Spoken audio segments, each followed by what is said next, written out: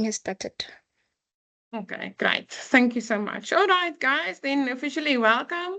I've posted the answers, and thank you for those who've participated in our lunchtime emoji quiz. I hope you found it interesting and something fun to do.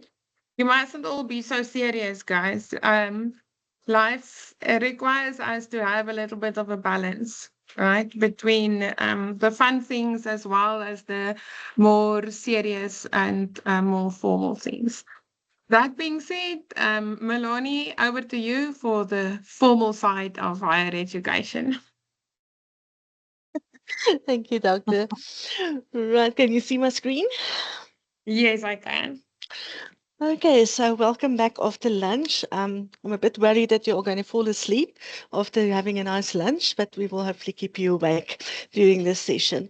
So the first part of my presentations before lunch was all about finding your literature, but now it's like a dog barking at a bus, and then he catches the bus and he doesn't know what to do with it. So this part is about what you actually do with those publications after you get hold of them on the library's page or on Google Scholar. So I think, yeah, Dr. Van Wyk also mentioned that you have to read a lot. But the problem is, as you are getting information, it goes into your computer. After a while, you don't know where those articles are and what are you supposed to do with it. So I'm sure your lecturers and stuff will also give you a lot of information. So just from the library side, this is more about what I'm going to talk about right now. So it's about the research methodology that lies behind research, and then how you manage your references to make sure that you can actually find them again. Right, so this is what I'm going to talk to you about.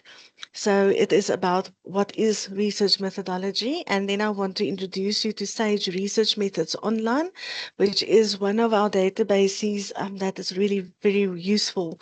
If you are coming in and you really need to sort of brush up on your research methodology, then I want to talk to you about referencing, the problem of plagiarism, about referencing styles and management tools. And then I want to introduce you to RefWorks, which is a reference management tool. Usually the students are very excited about RefWorks because it helps you to do your index citations and your list of references, which is quite helpful if you use it correctly. And I must basically stress that part. All right. So what is research methodology? So it's very highfalutin words, but what it basically means is it's a systematic plan and an approach on how you're going to do your study. And it's about your strategies, your tools, and your procedures for collecting, analyzing, and interpreting data. And it gives you a clear roadmap map of how to answer a research question or test a hypothesis. So that is basically what a research method is. It is that plan that you have to execute whatever research you have. So if you have a question, how do you arrive at the answer? So there are two ways of finding books on the research methodology or a certain method. So I did a very extensive training session for you just now on how to search on the library search engine.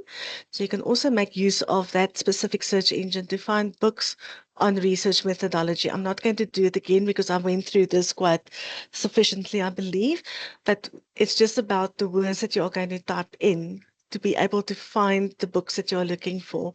So in this case, I put in the word sampling and just put the word research just to bring it into context. It's a research method, and if I want to look in the business type of environment. So I play around with keywords, but it helps to put the method as well as the word research with whatever keywords you are using.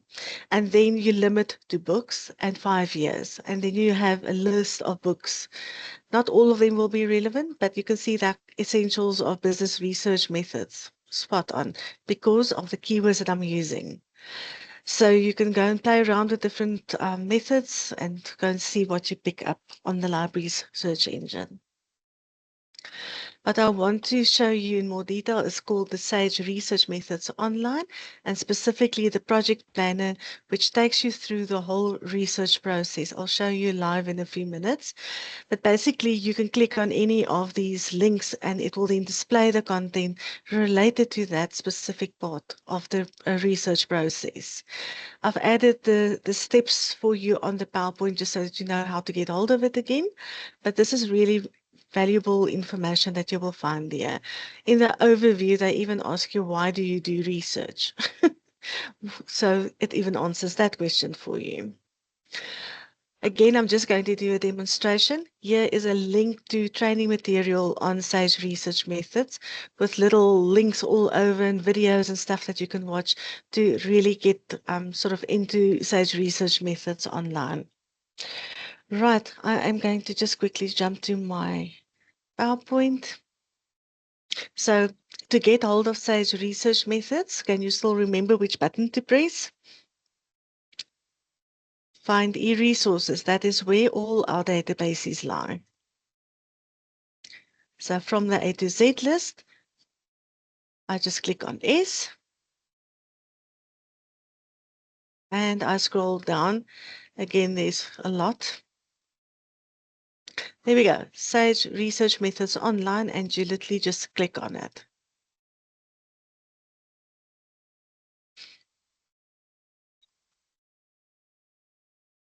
Authentication, remember it is your student number, my UNISA password.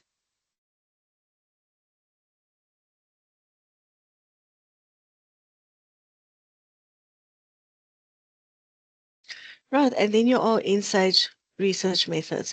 There are various ways that you can search for it or browse. You can use any of these later on if you want to. I'm going to show you how to use that tool in more detail. You can also type in a keyword just like we did on the search engine. You can put in a method and then you will find information. But when you're starting off and things are very hazy and difficult, you can go here to Tools and you can go to the Project Planner. And this is a screen capture I made for you on the PowerPoint presentation. So basically you have two ways of doing it. You can go from the overview and just click every time on the blue button to go forward, or you can then go and click on any of these options on the left-hand side. And when you click there, it will then open on the right-hand side. If there is text, like it is like there, you can go and download it if you want. And if you scroll down, then it's giving you questions. So if you relate to a specific question, then you can just click on the drop down and then it will again give you the information related to the question that it was sort of asking there.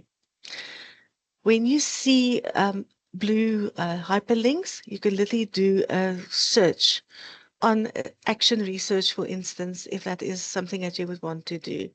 But you can literally go through this and go and click on any part of it and then go and read more information on it. Here's now the research design. So you need a research plan, and then you can go into any of these again. So it's a very straightforward way of looking at this, and it really gives you a lot of information. So say, for instance, you want to know more about the case study, you can go and click on that link. And then it does a method map for you. So a method map is like a bird's eye view over research. So when you look in the green bubble, that is where your case study is going to lie. It forms the broader terms for case study. Remember, a research method has several layers like an onion, you can call it that way. So under the broader terms, you can see it is qualitative data collection and it is under research design. Those are the two. You can go and click there, for instance, if you want, and then it will take research design to the center.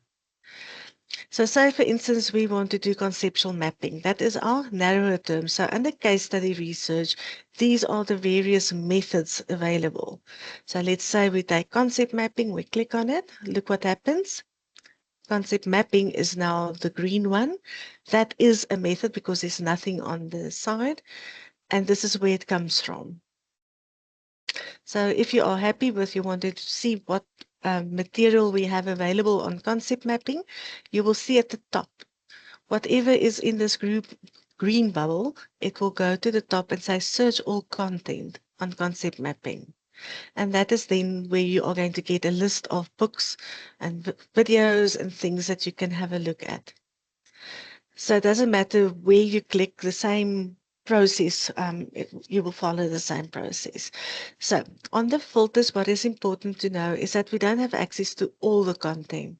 So it's always good to just click on that bubble to say content available to me. And usually you start with books because when you're looking at research methodology, the books give you the overview of the method.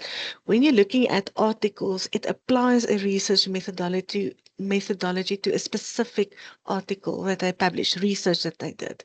So I believe that the books is a better option to go and have a look at. Right, so we're going to click on books there, and we are going to say we want all books.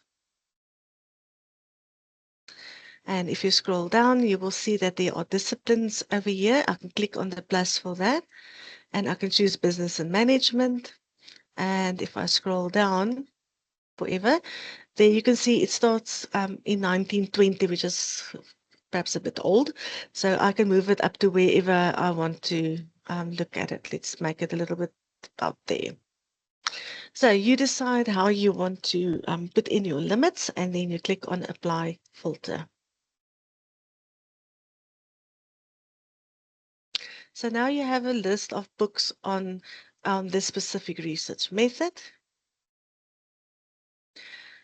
And if you want to go and read the book, just like on our library search engine, you basically will just click on the title there, and then it will show you the chapters.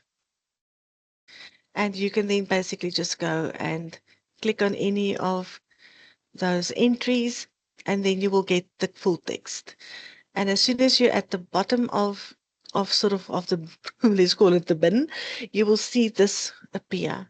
And if you just scroll a little bit to the right, you will see there's your PDF. It's sort of a bit hidden from this. I don't know if it's just my screen that is hiding it. But yeah, that is where it sits if you can't see it immediately. So as you are working through this, you will be able to download the content of this book. It is available to you. So if you want to go back, you can just click on your back button. And again.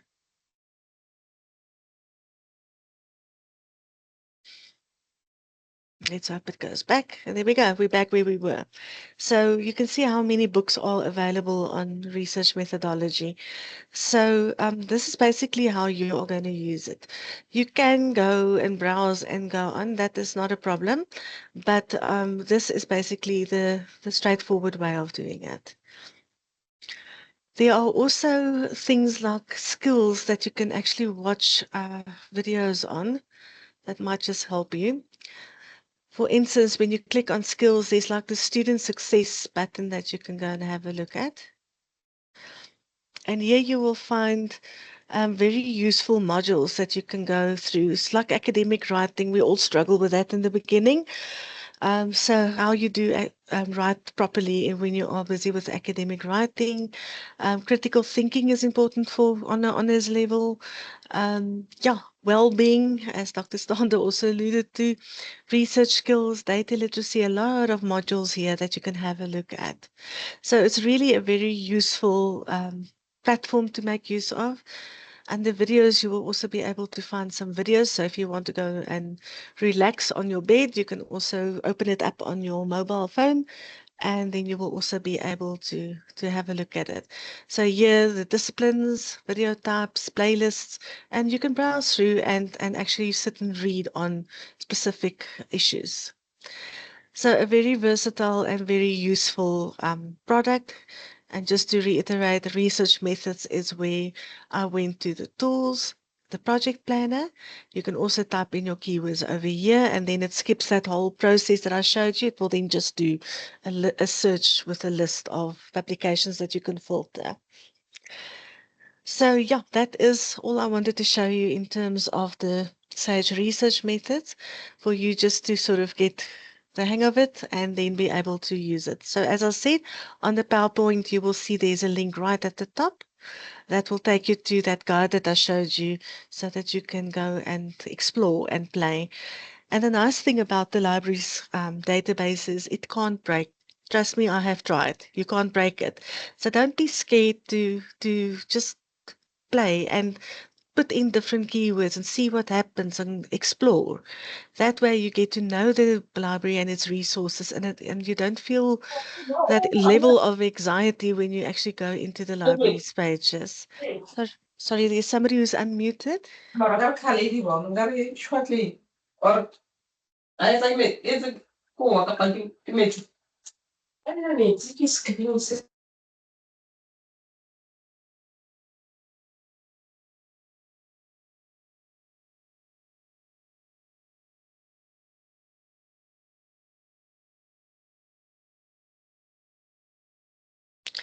As I said, it will give you a lot of detail on this training platform.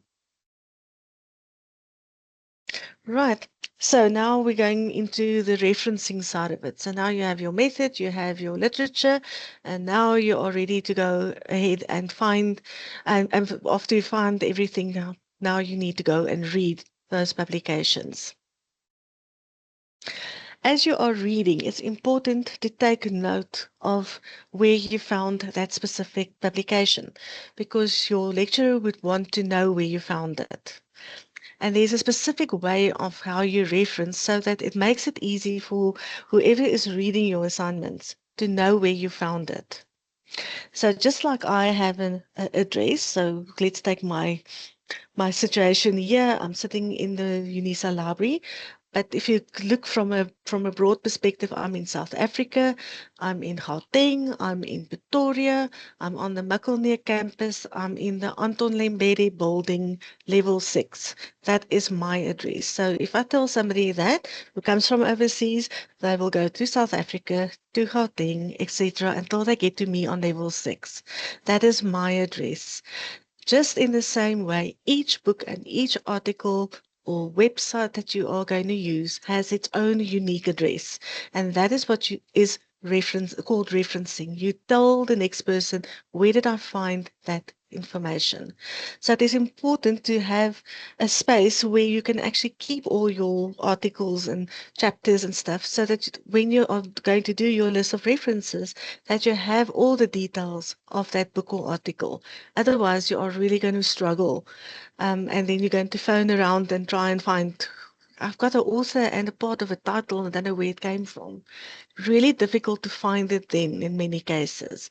So rather, as you read, keep notes of it or use RefWorks, which I will come to a little bit later. Right, so that is a referencing style, and a referencing style is used, as I said, to give credit. In other words, you are not allowed to take somebody's information and just plonk it in your assignment and pretend that it's yours. You have to give credit to the source where you found it. Otherwise, you are going to plagiarize, which is also a problem. And then, as I said, it helps your reader to verify. So basically, to summarize, referencing is the practice of giving credit to the original author of the idea, the theory, the data, or the words that you incorporate into your own works. And we do it by doing in-text citations in your document and a list of references at the end. And when you do that properly, then all is well and you are not plagiarizing. So what is plagiarism? That is the act of presenting somebody else's words or ideas or pieces of information that you find on an article or in a book that you literally just plonked in there and you didn't attribute it properly. That is plagiarism. So there's various the types of plagiarism that you can sort of step into if you're not aware of it.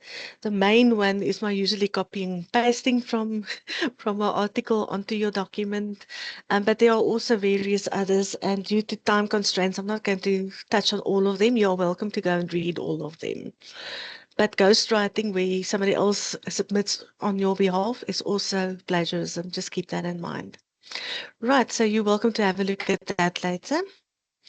Then getting to the way that you have to reference. It's called a referencing style, which is a formal, standardized way of doing a reference to an article or a book.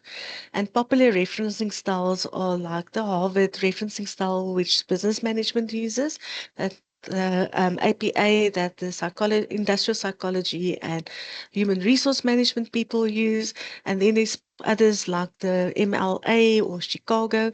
So, and each one of them has its own unique set of rules about how you do your citations and your list of references, and you have to choose it.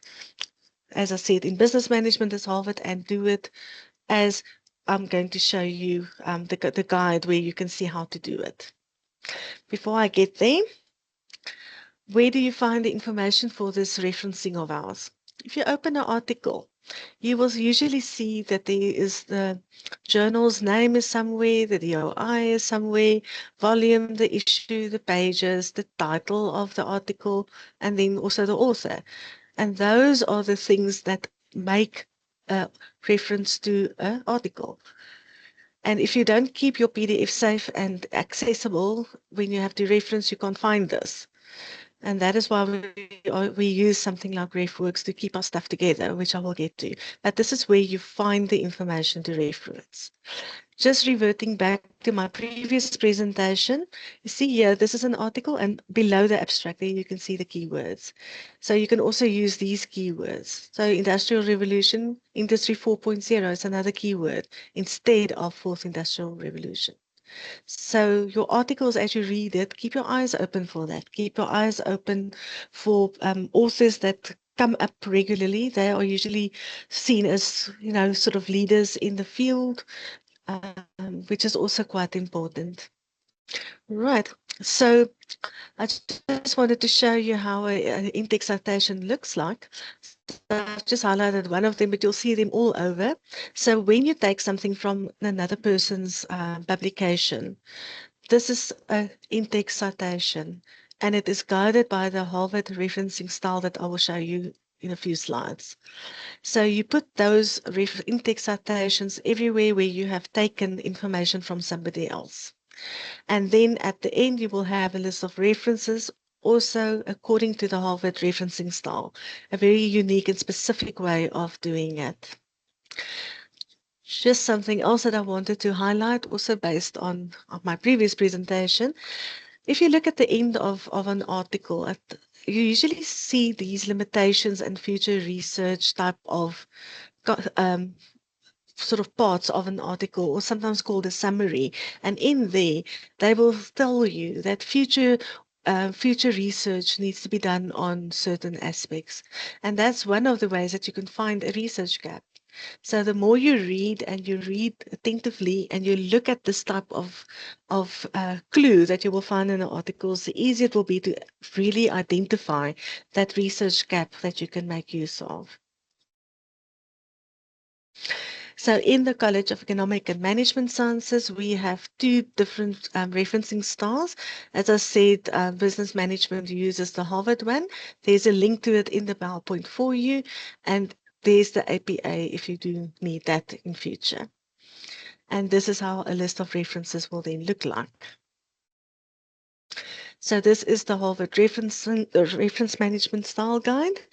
So you will see that there are various little tabs at the top. I'm going to show it to you live in a minute. But this is basically the Bible of referencing, and make use of it. Even if you decide to do your referencing manually, please make use of this. This is just the APA. It follows a similar sort of way of using it.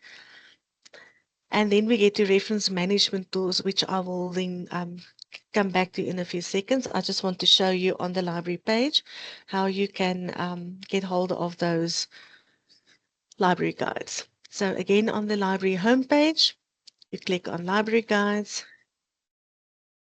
and then you go down until you see Sims Harvard referencing style. So how this works is it starts off with introduction to what's referencing and all the different concepts and clarifications and things that you need. It gives you information on plagiarism. I took it from here, so wherever you read more about plagiarism. And then you will see there's an introduction to in-text citations because that differs depending on how many authors are there. And you will see 1 author, 2 authors, 3 to 5, and then 6 or more. So there's various ways of how you do this in-text citation. And this tab will give you more information about that. And then when you're actually starting to reference, and say for instance you are referencing a journal article, you will click here on journal article, and then you will see the examples of how to do it. And then you will see that there is an example of RefWorks as well. So this is a screen capture from RefWorks. You will recognize it just now when I go into RefWorks, but I've literally shown you where to populate to be able to get it to display in the correct format. So if you have an article, you can just check where I typed in what, and then you will be able to replicate that. So you can go to any of these. If you want to do an act, you will see the information there.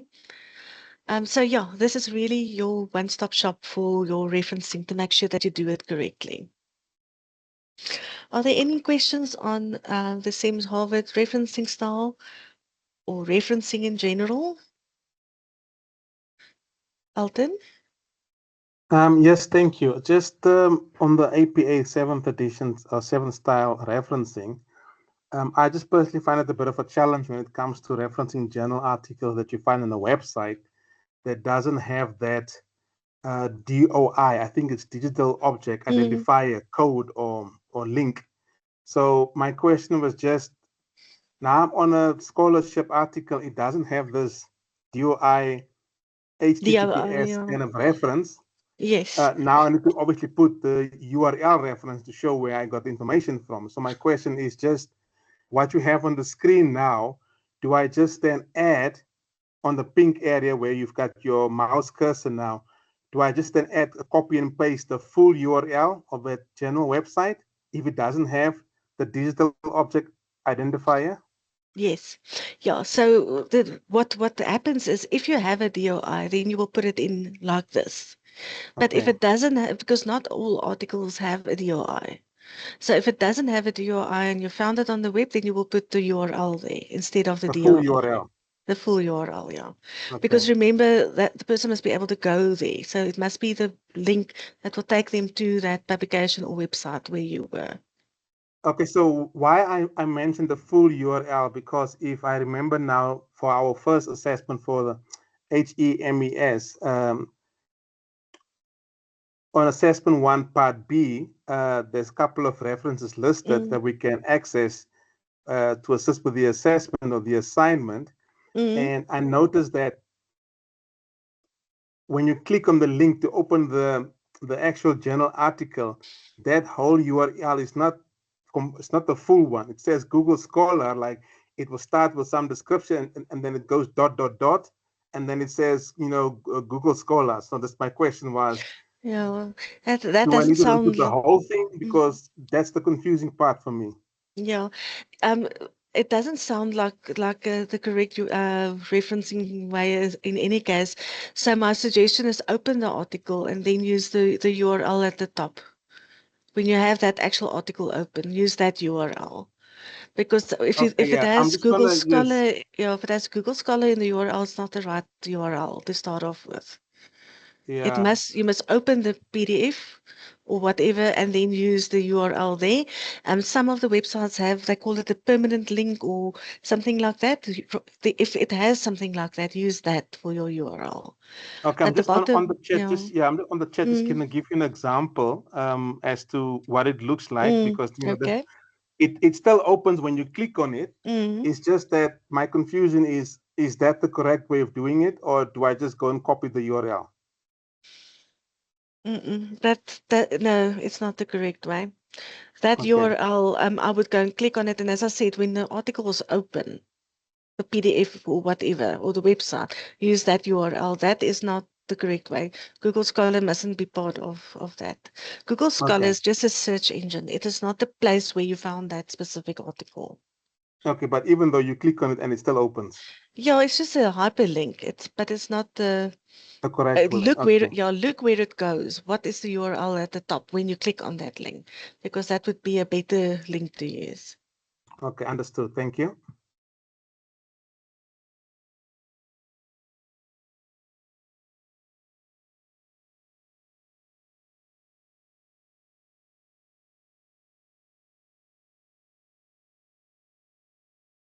Sorry, my internet just got a dip. I'm sorry. I am back. Our internet is a bit erratic today. There we go. Okay, so I'm back on the page again. So I hope that answers your question. Any other questions about referencing? Because it's literally about going onto either the Harvard or the APA, depending on your department, and then seeing how each of these specific types of publications are referenced. And then you have the introduction to give you a bit of background in terms of that specific style. But you can't jump from APA to Harvard and then later from Harvard to APA. You must make sure you're using the correct one from the start.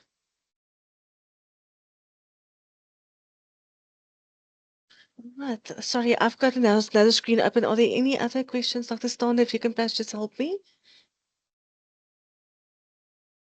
Hi, Melanie. No, I'm not seeing any hands coming up. I can't see the chat at the moment.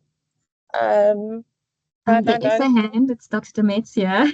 Dr. Stander, there is a hand. Thank you. I can see from my side it's Ratilwe. Thanks. She would like to ask a question. Hi, hope everybody's well. I'd like to find out, you indicated that when you are doing a text citation, but it's from multiple articles. Can you just show us an example? Because you mentioned it could be from 3 different articles, or several. Can you just tell us how to use that the text citation in that case? Thank you. I hope you understand my question. Yeah, if you have more than one that you want to cite. Correct. Let me just see if we've put this something. I can show you on RefWorks how it looks like. Will that help? Because I'm going to do RefWorks with you now because it's easy to do it there. And then you can just see it's a semicolon between the different references. And then you put them 3, so string them together. But I'll show that to you when I'm doing the RefWorks. Okay, I appreciate it. And then also, I think I read somewhere to say that if it's 3 or more of the authors, then you put that ETL. Is it with 3 or more? Or if you can just touch on that as well. Okay, so it's under this introduction to in-text citation, both on APA and Harvard. It will show you all the different examples and how you do it. 2, 3. So you just use the referencing style guide that I'm referring you to, and then you can go and click on any one of them to see how it must be written. So all the information is literally just here on the page. All right. Okay. So are you going for Harvard? We're doing APA 7th APA, edition. yeah. Yes. So it lies under Introduction to in-text citations, and it gives you all the information that you need about all the different options. Okay. Direct Thank quotes you. and things. No problem. All right. Wow. Any other questions? Can I continue with RefWorks? So we basically have about 12 minutes for RefWorks. So I'm just going to demonstrate it to you. And then I want to invite you to the training session that I'm going to do next week with the master's and doctorate students. But you are also welcome to attend because RefWorks is not I'll do the same for honors as for master's and doctorate. All right, let me just get rid of some of my screens.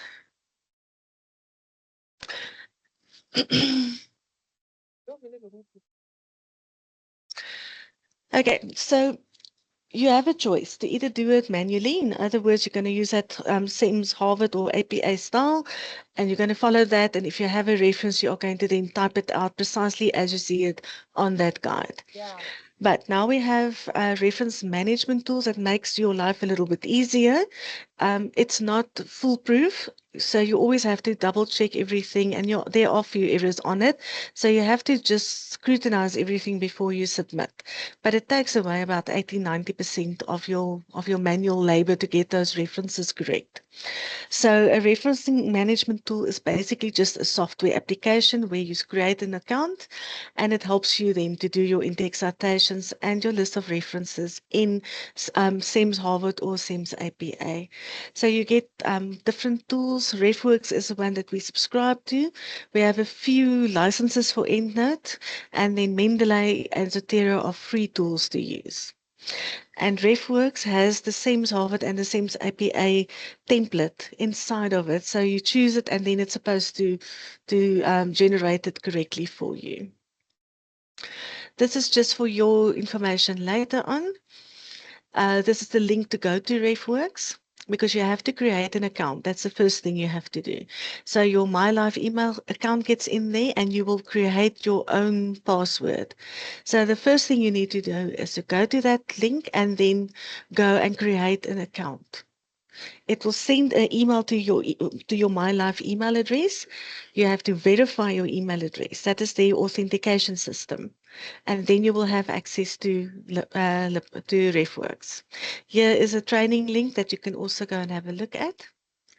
So once you have installed, have an account on RefWorks, the next thing you need is also to have this RefWorks Citation Manager on your Word document, because you are doing you're going to import all your references in the, let's call it the internet side of the RefWorks, but then you need to pull it into Word so that you can use those references inside your Word document. And for that, you need the RefWorks Citation Manager. So I just want to warn you, if you are using a laptop from your company, they might block you like UNISA is blocking us. So you just need your ICT people stand by to give you that admin password from the company to be able to install the RefWorks Citation Manager. But to get hold of it, this is just so that you can remember how to get it. I'll show you the live RefWorks now, but it lies under Tools, and it is the extensions and add-ons. There is a link to install it.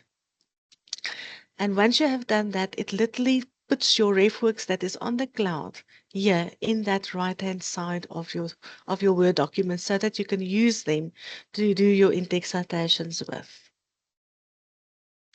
Right, this is just to recap. I'm now going to go live and hope for the best, because our internet is really bad at the moment. Okay, so again, the link, or you can just Google RefWorks to get hold of the right screen. Just make sure it's blue. There's sometimes like an orange colored one that pops up, which is not the correct one. So what you have to do is go and click on here on this and click on Create Account. And then you will be able to go and create your account.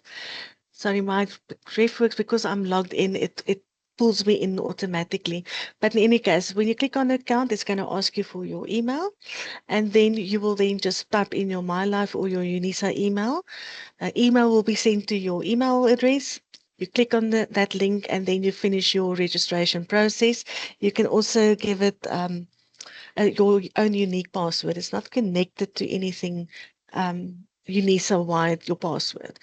But you can use your MyLife password if you want to. Right, then you end up with this.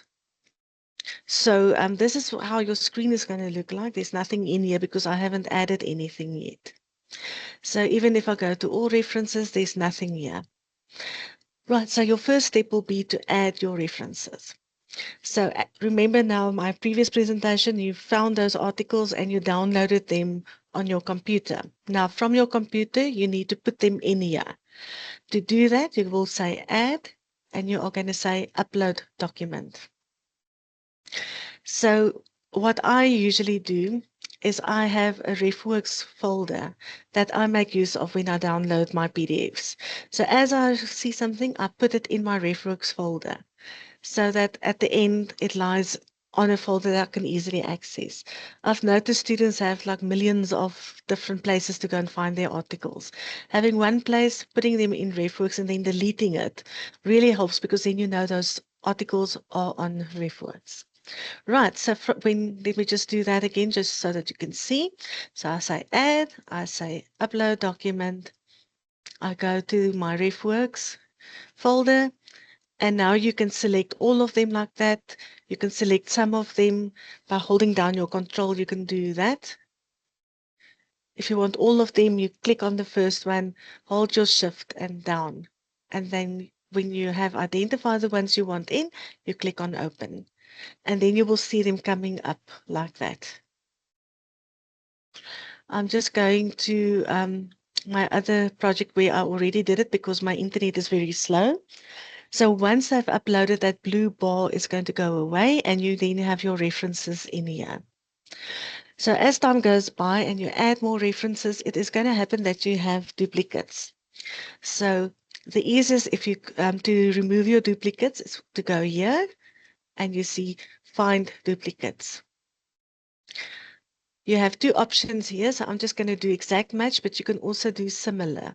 In other words, they are fairly similar, the two references, because you want one good reference in RefWorks, not 10 half-baked ones, because when you get to Word, you don't know which one is your correct reference, and then you end up having big problems. So have one good reference of each. Right, so I'm in my duplicates, I say find duplicates, and then I just say OK. And then you're going to see once the duplicates are over, you will see the screen, these process completed. You click on that. And these are now my references that have duplicates. So you can see they are both precisely the same. And RefWorks has already selected one of the duplicates. So all I have to do is click on delete. Move selected to trash. And now my duplicates are gone. That is how easy it is, because as I said, one good reference of each. The next step is to go to all references, and then you have to make sure that you have made sure that the entry on the right-hand side, this part, is correct. So you will see every time I click on one, it opens this platform on the right-hand side. This part is the part that your Word and your RefWorks Citation Manager uses to populate your reference in APA or in Harvard. So you have to make sure that it is correct. So to do that, if I select, I go and I open my PDF inside of RefWorks. You see the read, and you also see that I have a little page there. It means my PDF is inside. I click on it. There's my article so that I can actually see what is what, and then I go to my pencil, and this is where your Word is going to come and collect the information needed to populate an article in this case.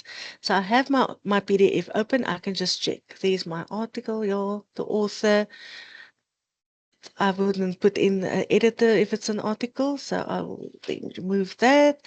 That also, and then just make sure it doesn't have any spaces. I can go down. There's my volume. It doesn't have an issue.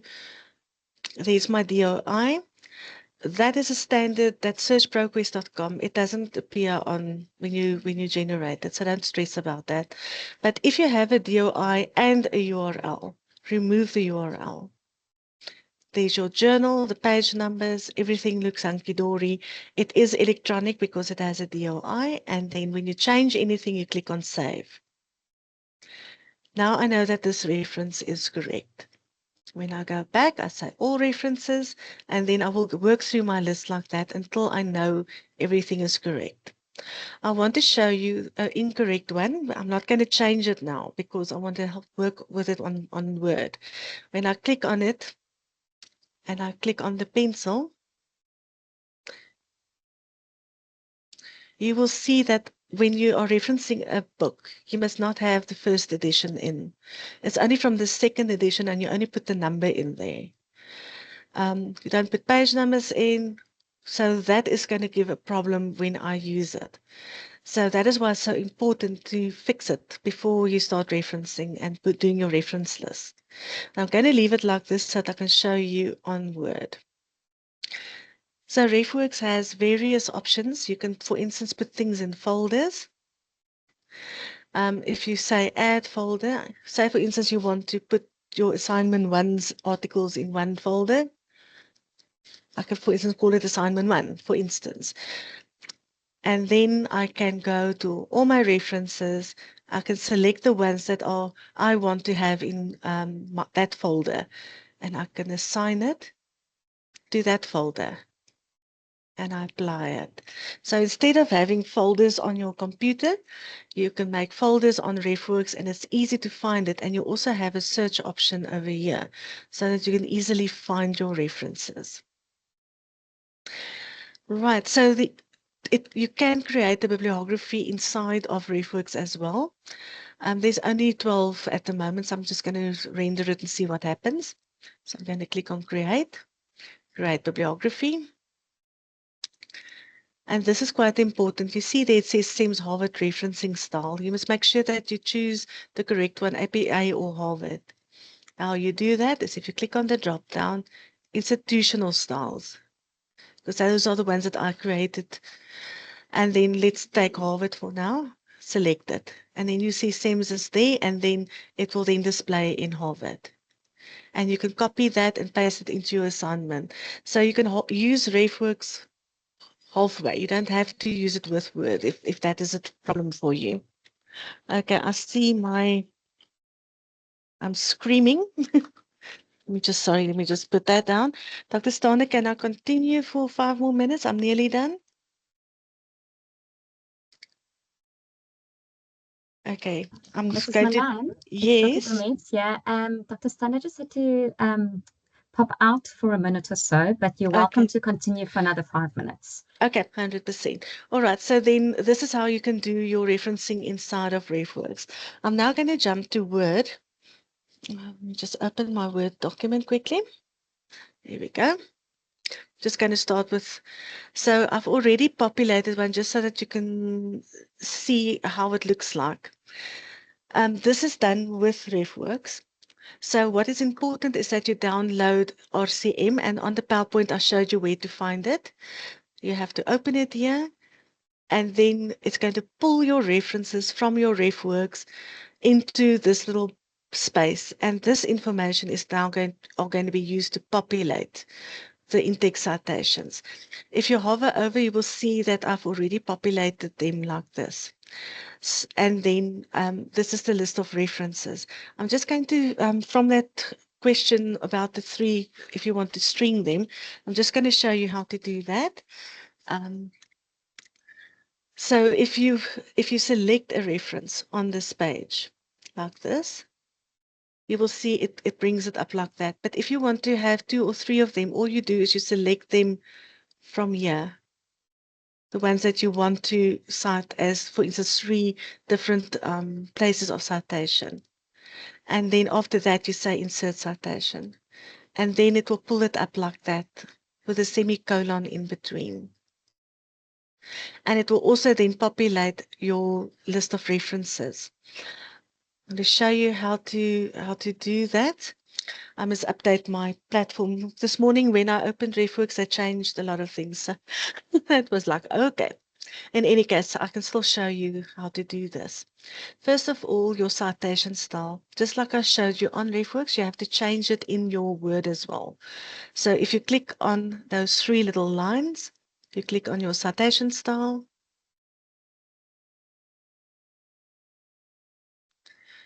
My internet is dying on me. Let me just talk you through it. When you click there, oh yeah, it is. You click on that drop down, you go to institutional styles, and there you will see APA and Harvard. Let's choose APA for this example, and you update. And then it should be in your APA style. To do your referencing, wherever you want to put the in-text citation in like I've done now, you will basically just hover over the reference and you will see that little comma that site. And if you click, it will put the citation in for you. And it will also then populate it over here. So that is just a quick demo on RefWorks. If you look at my slideshow that will be shared with you, you will see that I've given you the training right at the bottom. It is next week from 11 to 12. I will then be doing RefWorks training again, and I will hopefully have more time because it's an hour to make sure that everything, I can show you everything that is required. So you're welcome to register for this session. There's the link, and then you're welcome to attend with the masters, doctors, and the staff members. Just quickly running through the PowerPoint so to just see that I have put in everything that you will need. There is the your My Life to remember to use it. You have to create an account. There's a guide you can use. This is my RCM or RefWorks Citation Manager that syncs with that RefWorks on the internet and builds my platform there. You import your references, you remove your duplicates, and then you do your quality control on the right-hand side, and you create folders as I've shown you. This is just so that you can remember to upload your documents. You go to Add, Upload Documents. You can also create one manually by just typing in. That is another option under Add. Let me just perhaps put it in, sorry. There it just shows you, if you click on it, it opens that platform. You can open the PDF. And then after that, you click on the pencil. So it's just to remind you of the demo that I did. And this is the most important part. Whatever you change here, you click on Save. And then this is just what I showed you, the duplicates, the folders, and you can find your publications and delete and go on RefWorks. Once everything is done, then you start with your Word. There I just showed you your in-text citations. It comes from over here, and it populates it, in this case, in the Harvard referencing style. So this is my conclusion. I'm done. So there's a Sage research methods training material as well as RefWorks. There's various videos that you can watch, and then you can also go and attend the session next week to get a bit more a slower paced RefWorks training session. So that is me in 45 minutes and a little bit over. It was just literally to whet your appetite. Choice is yours, whether you want to do it in manually or with RefWorks. Choice is yours. So that is the end of mine. Let me just see if there's questions. Let's try and get my There are a few. Okay, thank you. Will you take the names because I'm a bit full of screens on my No side at the worries. moment. Would you do me a favor and just share the link for the RefWorks workshop in the chat as well, please, Melanie, so that I can share it with the students. And then Alte. Yes, thank you. I just wanted to thank you so much, Ms. Milan, for this really insightful and helpful presentation. I just had a question. You earlier showed that if you want RefWorks to do or assist with the references, I think you went to the website and then you added your safe PDFs from your folder on your PC. My question was, okay, so now I'm not done with my assessment or assignment or my research paper, but it's in Word. Can I still do the same process while I have it in Word, or must I do it via that website option? As in, okay, I've got my Windows Word, I've got that RefWorks link installed, but now how do I get it like the way you have it on the screen now? How does RefWorks now know based on what I've typed, these are the references? Do I import those PDFs while I have it on Word, or can it only be done in another way? All right, so let me just do this. So you have your internet RefWorks, and this is where you upload all your documents. You remove the duplicates and you fix this right-hand panel, because this is what your Word is going to take from your internet RefWorks to populate your Word document, your in-text citation, and your list of references. Okay, so it must be done on the internet. Okay. Yes, on Word, you need to install the RefWorks Citation Manager. that will pull that Internet RefWorks site inside of your Word document.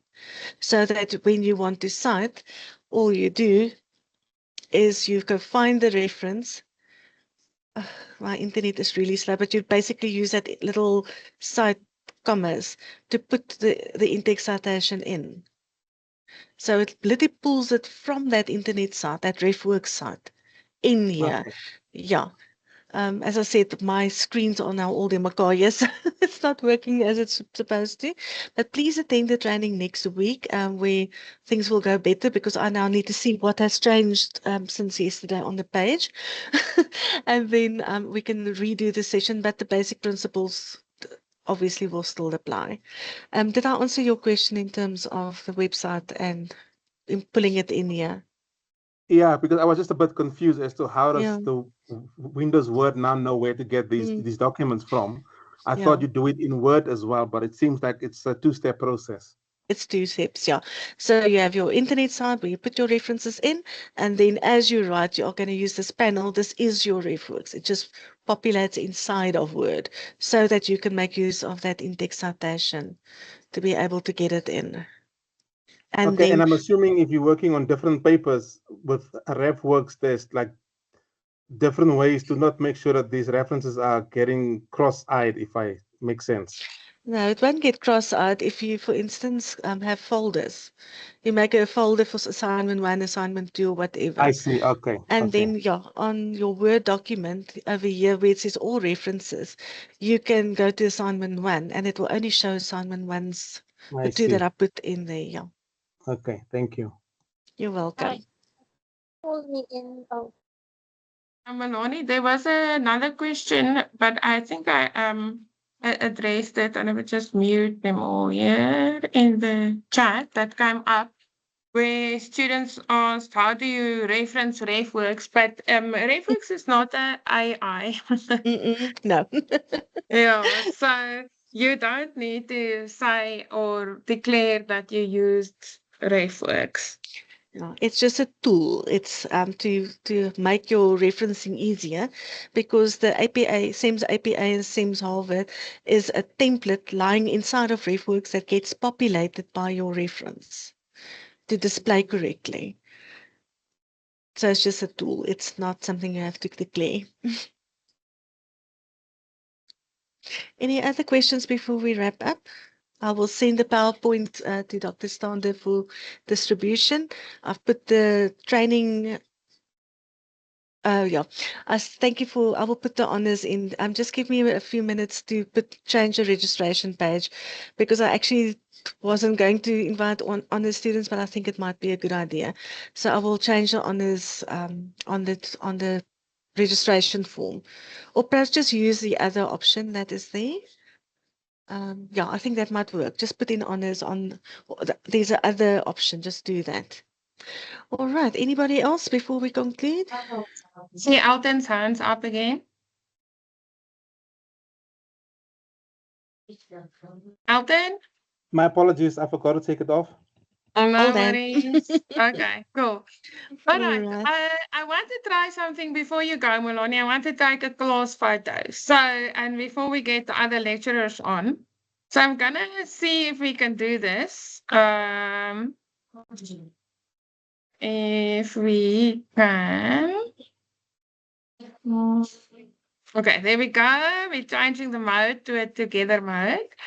And then I'm gonna ask you all for like 2 seconds to switch on your video camera so that we can get everyone in the class photo.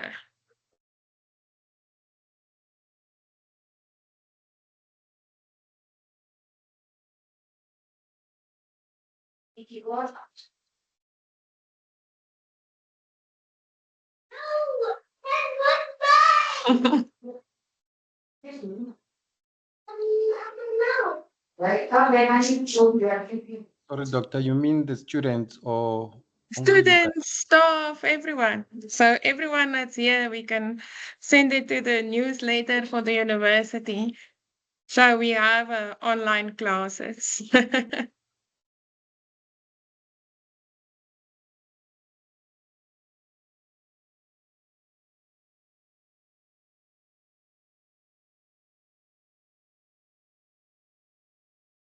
Apologies, some of us are not camera ready, so. Oh, no, it's fine. Don't stress.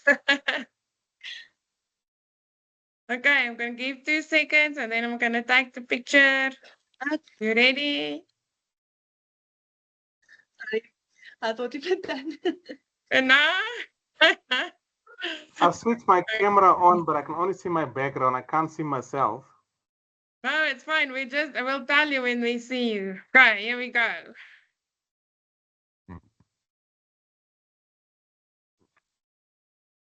Perfect. Thank you, everyone. I'll paste it in the chat and you can switch off your cameras again. Thank you so much for my class photo.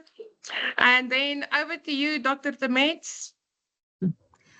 Thank you, Dr. Stander, and a very good afternoon to all our students this afternoon. In this next session, we will be putting a face to the name as you will be introduced to the lecturing team for each module. Let me first introduce myself. I am Dr. Demetz, and it is my absolute pleasure to welcome each of you to the start of your postgraduate journey. This is a significant milestone in your academic and personal development, and I want to commend you for taking this bold step forward. As mentioned during the Honours Week sessions, there is quite a big jump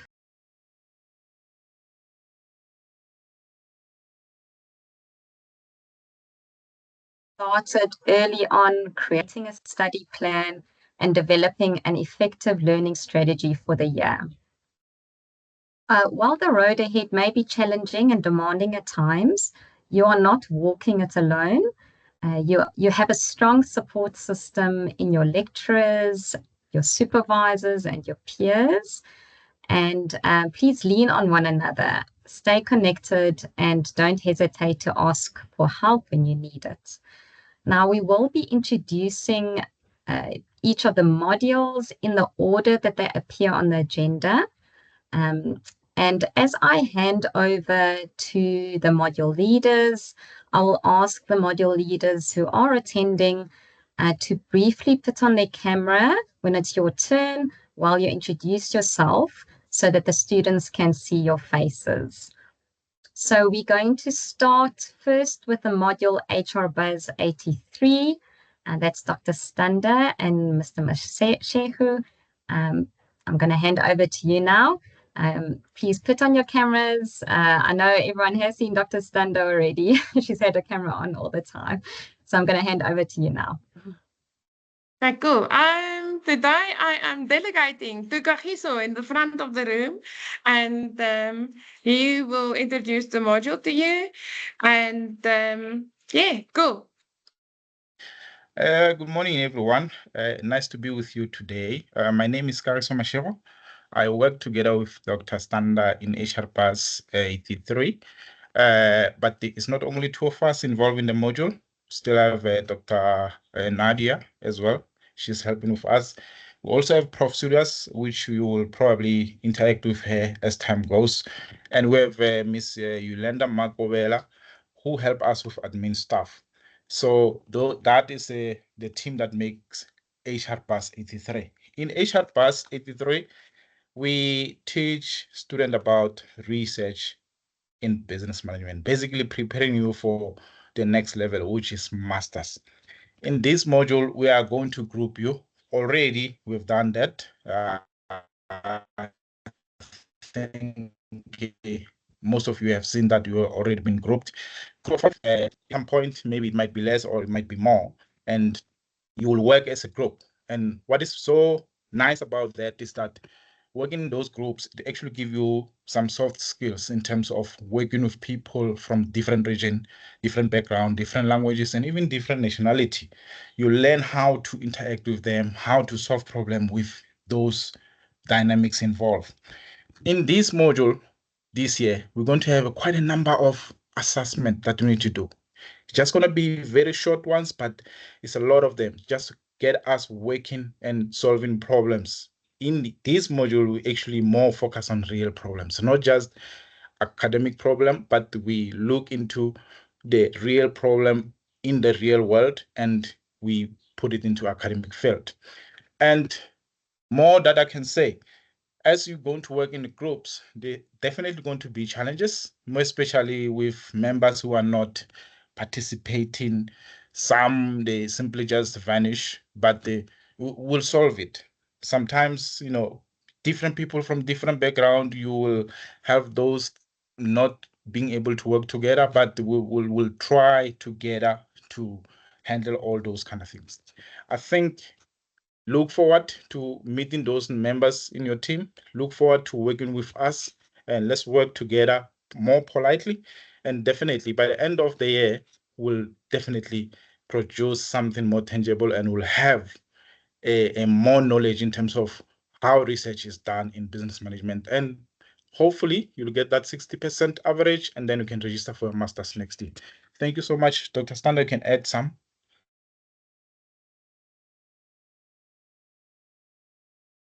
I'm still muted.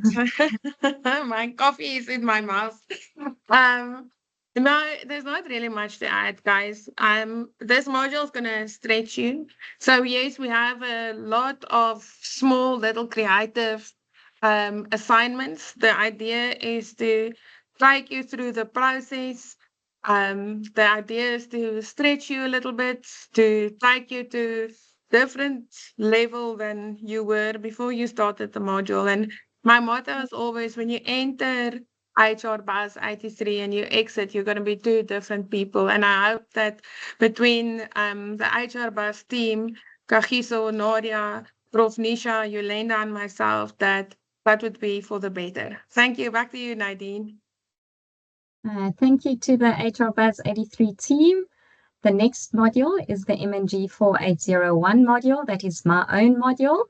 And I also have a co-primary lecturer on the module. That's Ms. Lebogang Mamecha. And I'm going to ask her just to briefly introduce herself before I tell you a bit about the module. Thanks, Lebo. Over to you. Thank you. Thank you, Dr. Demet. Good morning, everybody.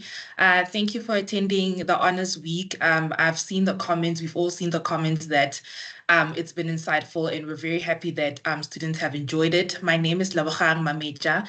I'm on the module. I'm the co-primary on the MNG 4801 module. I've been on this module since 2019. First as a postgraduate fellow, which is like an academic assistant, and then as a secondary lecturer, and now as a co-primary. My most exciting part with being part of this team is interacting with you guys, interacting with the students. So I look forward to the year. I look forward to seeing you at our webinars. I look forward to the emails and working together in order to complete the module and making it a pleasurable experience for both of us. Thank you. Back to you, Dr. Demetz. Thank you so much, Lebo. Now, just a bit about the module. The MNG 4801 module is a case-based module, which means every assignment has a contextually rich case study to bring strategy to life. And in your undergrad modules, you learned the theoretical foundations of strategy and management, and you were taken through the strategic management process. Now, at postgraduate level, you will need to apply this theoretical knowledge within a practical setting. For this module, we have 3 assignments and 1 formal examination.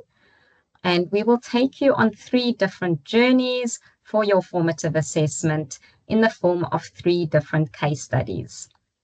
Each assignment is based on a different case study, and you will find each of the assignments in its own tutorial letter. In your assignment 1, you will learn about how Naked Insurance burst onto the insurance scene and how they garnered attention by offering artificial intelligence-based car insurance. I'm sure everyone has seen one of their cheeky advertisements displayed on a billboard along the N1. In this assignment, we will cover topics such as the benefits and challenges of creating a clear strategic direction. We also cover Naked Insurance's organizational context with regards to shared value. And you will learn the difference between red ocean and blue ocean strategy. In your assignment 2, you will learn about how Yuppiechef followed an omni-channel approach. And here we will cover topics such as the importance of the macro environment, and how certain macro-environmental factors influence Yuppiechef's decision-making processes. We also cover the internal environment and how Yuppiechef leveraged its internal strengths and potential weaknesses to execute its omnichannel approach. And lastly, we look at the business level strategies that organizations can adopt. In your last assignment, that's your assignment 3, the case organization is about Takealot and the e-tailing industry in South Africa. And we cover topics such as corporate level strategies. Those are the growth or defensive strategies and the key responsibility of a strategic leader. And lastly, we cover the concept of strategic risk management and learn about the risks that Takealot faced. As mentioned already, this is an exam-based module, which means that you will have a summative assessment opportunity in the January-February 2026 examination period. Importantly, there is an admission policy that applies. This means you need to obtain a sub-minimum of 40% year mark to obtain admission to the final examination. So please work hard on your assignments so that you can get a good year mark to go into the exam with. We have provided instructions in your 101 tutorial letter on how to calculate your year mark and the weighting for each assignment. Importantly for this module, we also have Turnitin integrated for both formative and summative assessments for M&G 4801. So please make sure to go through the Turnitin FAQs provided in your 101 tutorial letter. We will also be hosting a number of webinars throughout the year, and our first webinar is scheduled for the 17th of April. That's next week, Thursday, and we will be covering Assignment 1 preparation. Please go to the announcement we have posted and register via the link on the announcement. We will cover important topics in this first webinar to orientate you appropriately towards the module. If you have any questions concerning the module, please do not hesitate to contact us. We have a dedicated email address for the module. That's the straman@unisa.ac.za email address. And you're also welcome to email the lecturers directly. All our contact details are in the 101 tutorial letter, which is available on the module site. Lastly, we wish you all the best in your postgraduate journey, and we look forward to a productive and enriching year with you on the M&G 4801 module. Nadine, I see they are very afraid of you. I saw the one comment about it being a monster module. Come on, guys. Strategy is not that difficult. I'd like to encourage all the students that while this is a challenging module, it is a very enjoyable module to do, and we really try our utmost to make it rich for the students with our case studies, so that you can apply it to real life scenarios, and that's why we've provided the case studies for each assignment. I see there is a hand up. Dr. Stander, should we take questions now? I think after each module would be good. They're asking if it's the open book exam, and Grace has got a question for you specifically. It's going to be module specific questions, Nadine. Yeah. So I think that we should take them off now. Grace? So to address the question about open book exam, it is an open book online take-home exam, but we will provide all the details closer to the time, and we also have exam preparation webinars that we will schedule to orientate students in terms of the expectations. I want to just chip in and say an open book exam doesn't mean you don't study for it, right? Yes, there is a misperception that open book exams are easier. That is not the case. You need to know, remember this is a postgraduate module, so you need to be able to apply the theory and not just copy and paste theory, or you need to apply it to a specific context. So you need to have a good understanding of the theory in preparation for the exam. And then the one hand is like Grace. Good afternoon, everyone. Good afternoon, Grace. Yeah, I just wrote on the chat box there, but I think my concern is not about not having maybe presentation. I just feel like there isn't enough. And I feel like since we registered, now we are 3 months into the year. And maybe I missed the introduction one on the 27th of May. I don't know if it happened. So I wish there could be like engagements, like lessons that are planned to help us, to direct us, to guide us through this whole thing of strategic management.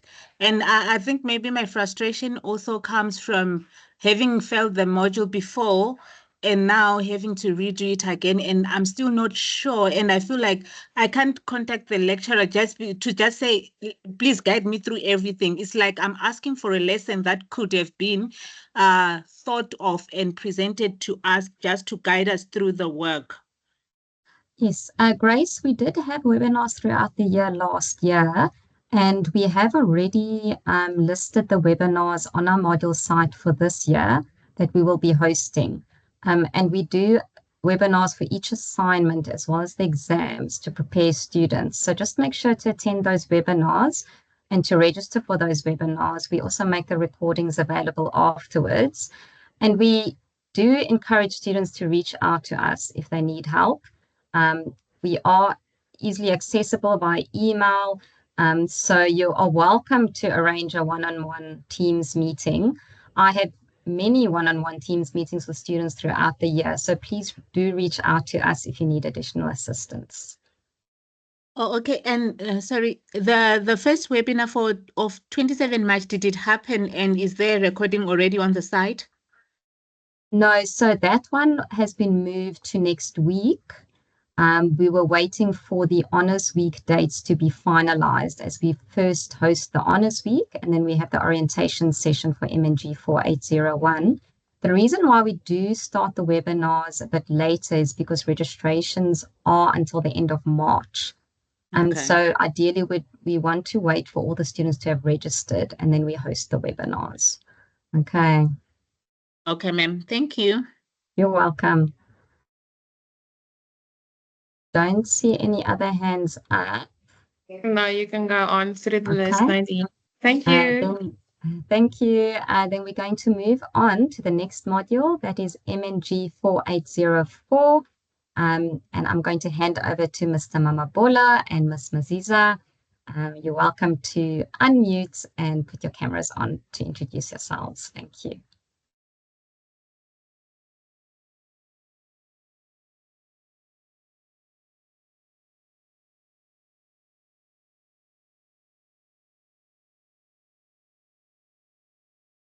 I don't see them in the session.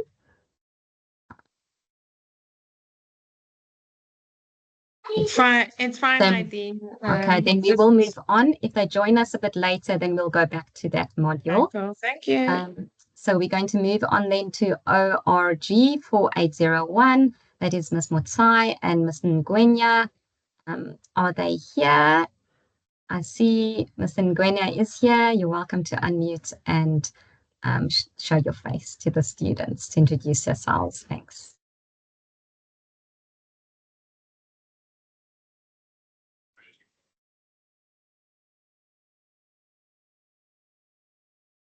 Good afternoon, everyone. I would like to welcome our students and also thank the organizers for this wonderful program, which is meant to orient our students towards what is expected of them during the course of the year.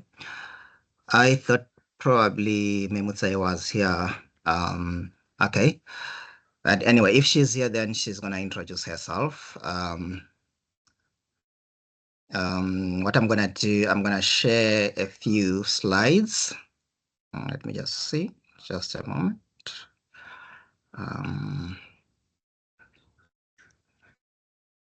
Okay, I'm going to share a few slides here just to introduce the module. And yeah, I hope you can see my slides. We can, Amkela. Thank you so much. Thank you. I can't really put it on presentation, but I think you can see. Okay, thank you very much. And welcome to all our students who made time to attend this program, which is very, very important. Yeah. As I have been introduced, my name is Amkela Ngwenya. I'm the co-lecturer of the module MNG 4801, which is the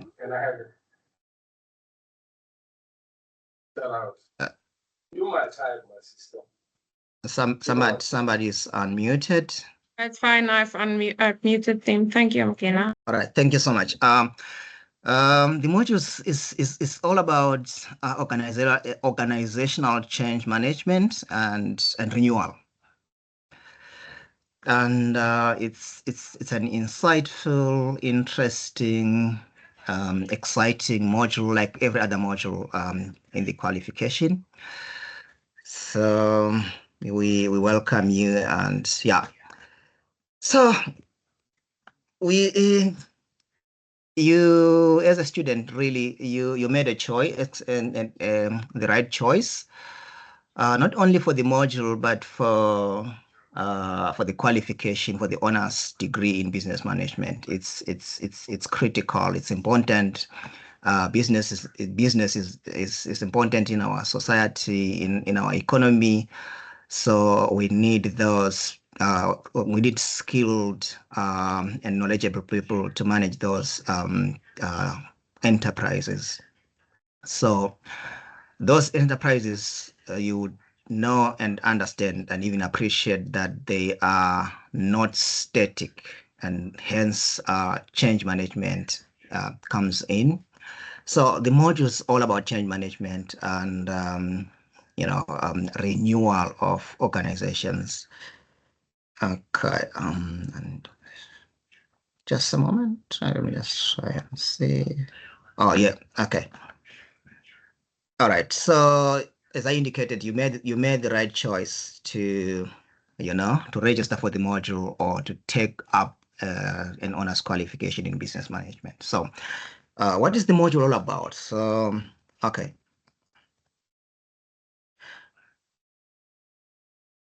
Okay, this module explores the dynamics of change within organizations and the strategies for managing and facilitating organizational renewal. Okay, so the key topics that we cover on the module is like understanding the nature of change, theories, frameworks, and models of change management, the role of leadership in change and change management, stakeholder experiences and management, strategies for effective change implementation, overcoming resistance to change, and then effective communication during the change process. Okay. So the assessment structure of the module. The module has got a total of 4 assessments, 3 that are formative, and then 1 summative, which is the final examination. Assignment, in terms of the design, assessment designs, assignment 1 is kind of theory-based. That is, we ask students to probably identify, or we provide a certain theoretical framework, and then ask students to apply that theory or that theoretical framework in a practical environment. That practical environment may be perhaps their employers or their previous employers. And then assignment 2 and assignment 3, they are case-based. So what we do we provide what I can call mini case studies. I think assignment 2 is based on Charles River Labs. And then assignment 3 is going to be based on, oh, well, I can't remember. But we provide those mini case studies, and then the way we frame our questions is such that you connect theory and practice. And just to indicate, I think Dr. Nadine has said that at honors level or at postgrad level, it's not necessarily about what you know or how much you know, but it's about how you apply the theoretical knowledge that you possess. So it's important to understand that distinction. And then the final examination is as an off-term table case study. It's also case study based. It's an e-portfolio which is written within 5 days. So it's an open book examination. The structure of that examination is like it's a 5-question 20-mark. It's a 5-question each with 20 marks, which can be divided into sub-questions. So basically, that's the structure of the assessment for the module. Okay. So with that, we are at your service. We are a team. We work as a team, and I can assure you that we are a capable and dedicated team. So we are a team of 5 altogether. Though we collaborate also with colleagues in the section and in the department at large. Okay. As I indicated, my name is Amkela Ngwenya. I'm a co-lecturer with Miss Lerato Mutsei. And then with the team is Professor N. Ramasimu, who is the secondary lecturer. And then we also have Mr. M. Mabunda as the teaching assistant. Some of you may have interacted with Miss Yolanda Makobela, who is the admin support. And then, okay. And then we are going to be having kind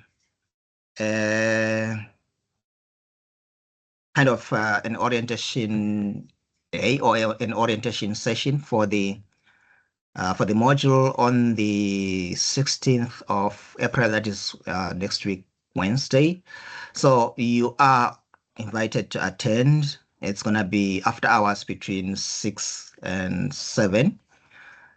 So yeah, that's all from me. And as I indicated, if you are registered for other modules and you're still not sure whether to take up this module or not, we encourage you to do so, because this is kind of it's a really important module, like any other module in the qualification. So all the best with your journey. So we are always there, as I indicated, that we are we're at your service.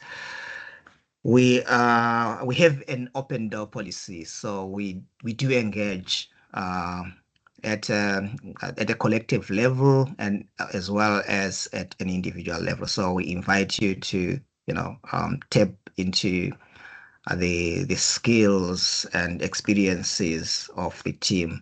Thank you very much. Over to you, Chair. Thank you. Thank you, Ms. Ngwenya. I see we do have one hand up. Alton, you're welcome to ask your question. Yes, thank you so much. Okay, thank you so much for the update on ORG 4801. I will definitely attend the session scheduled for next week because I've got some additional questions.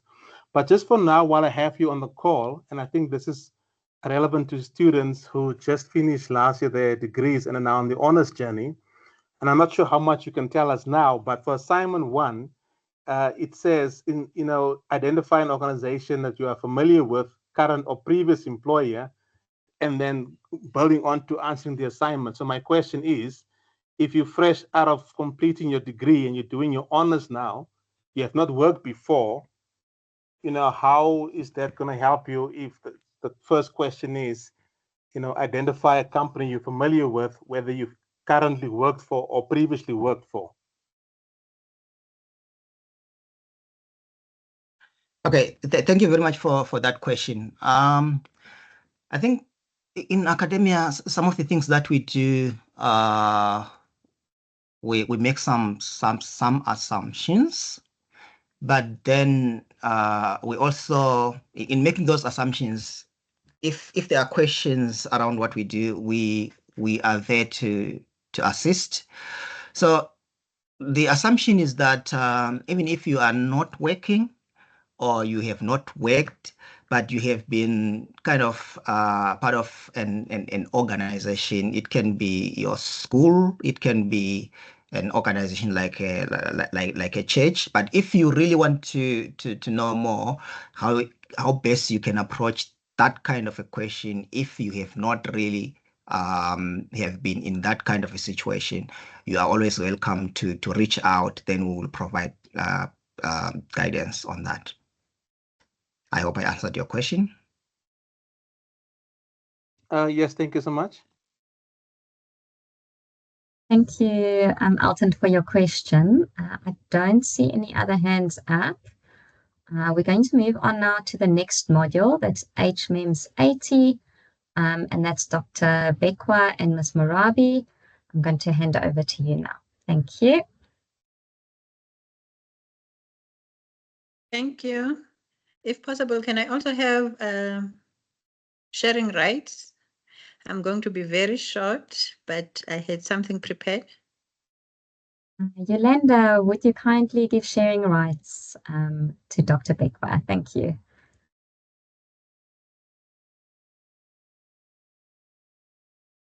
Dr. Bekwa, you can now share. Okay, thank you. Yes, thank you.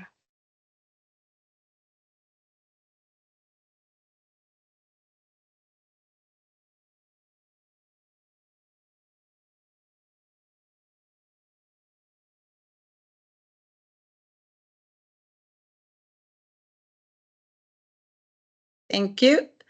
Our module is HMEMS. We call it HMEMS 80. It's the research module. My name is Nomfusi Bekwa. I think because our module is a semester module, some of the students that are registered for first semester have already seen us because we already had a discussion session and we already have an assignment due. But this is the team for HMEMS, which is myself. We have Prof. Sonia Hobler. We have Prof. Annelies Niekerk. We have Miss Charmaine Murabi. She's here in the session. And then Mr. Sandri Moralo, I don't think he's here, but he's an academic assistant who will help time and again. Ms. Murabi, I'm not sure if you want to say hi and maybe show your face. I love the laugh.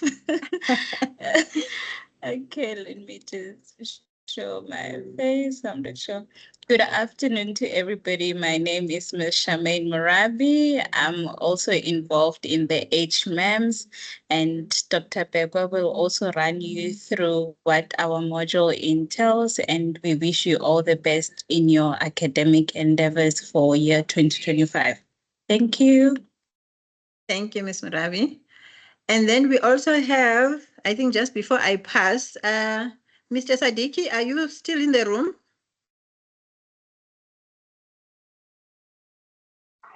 Yes, I'm here.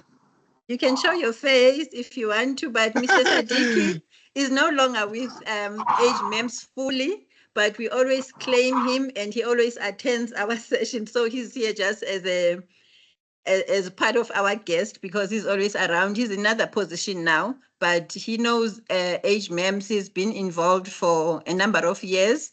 And whenever we need him, we call him up. So we always include him somehow so that he's part of the team. You want to say a few words, Mr. Sadiki?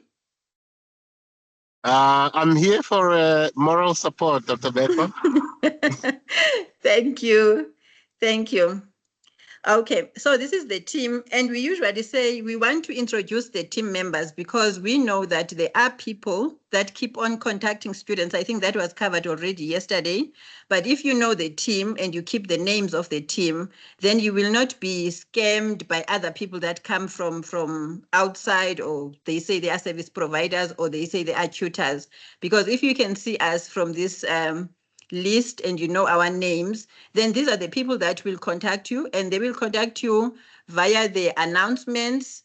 We also have, I will show you as we go through the slides, who what the contact details are. But this is the Age MEMS team. So if anybody else contacts you, they are not from Age MEMS. So you need to refer them back to us, or you need to ask us what that person's involvement is. But don't expect to see any other person but us. The module itself is on research methodology, but we do it generic research methodology. Age MEMS is for the whole college. Most of the departments are there, but it's hosted within the industrial and organizational psychology department. But we service other departments as you would know when you registered, for those that have already registered for semester 1.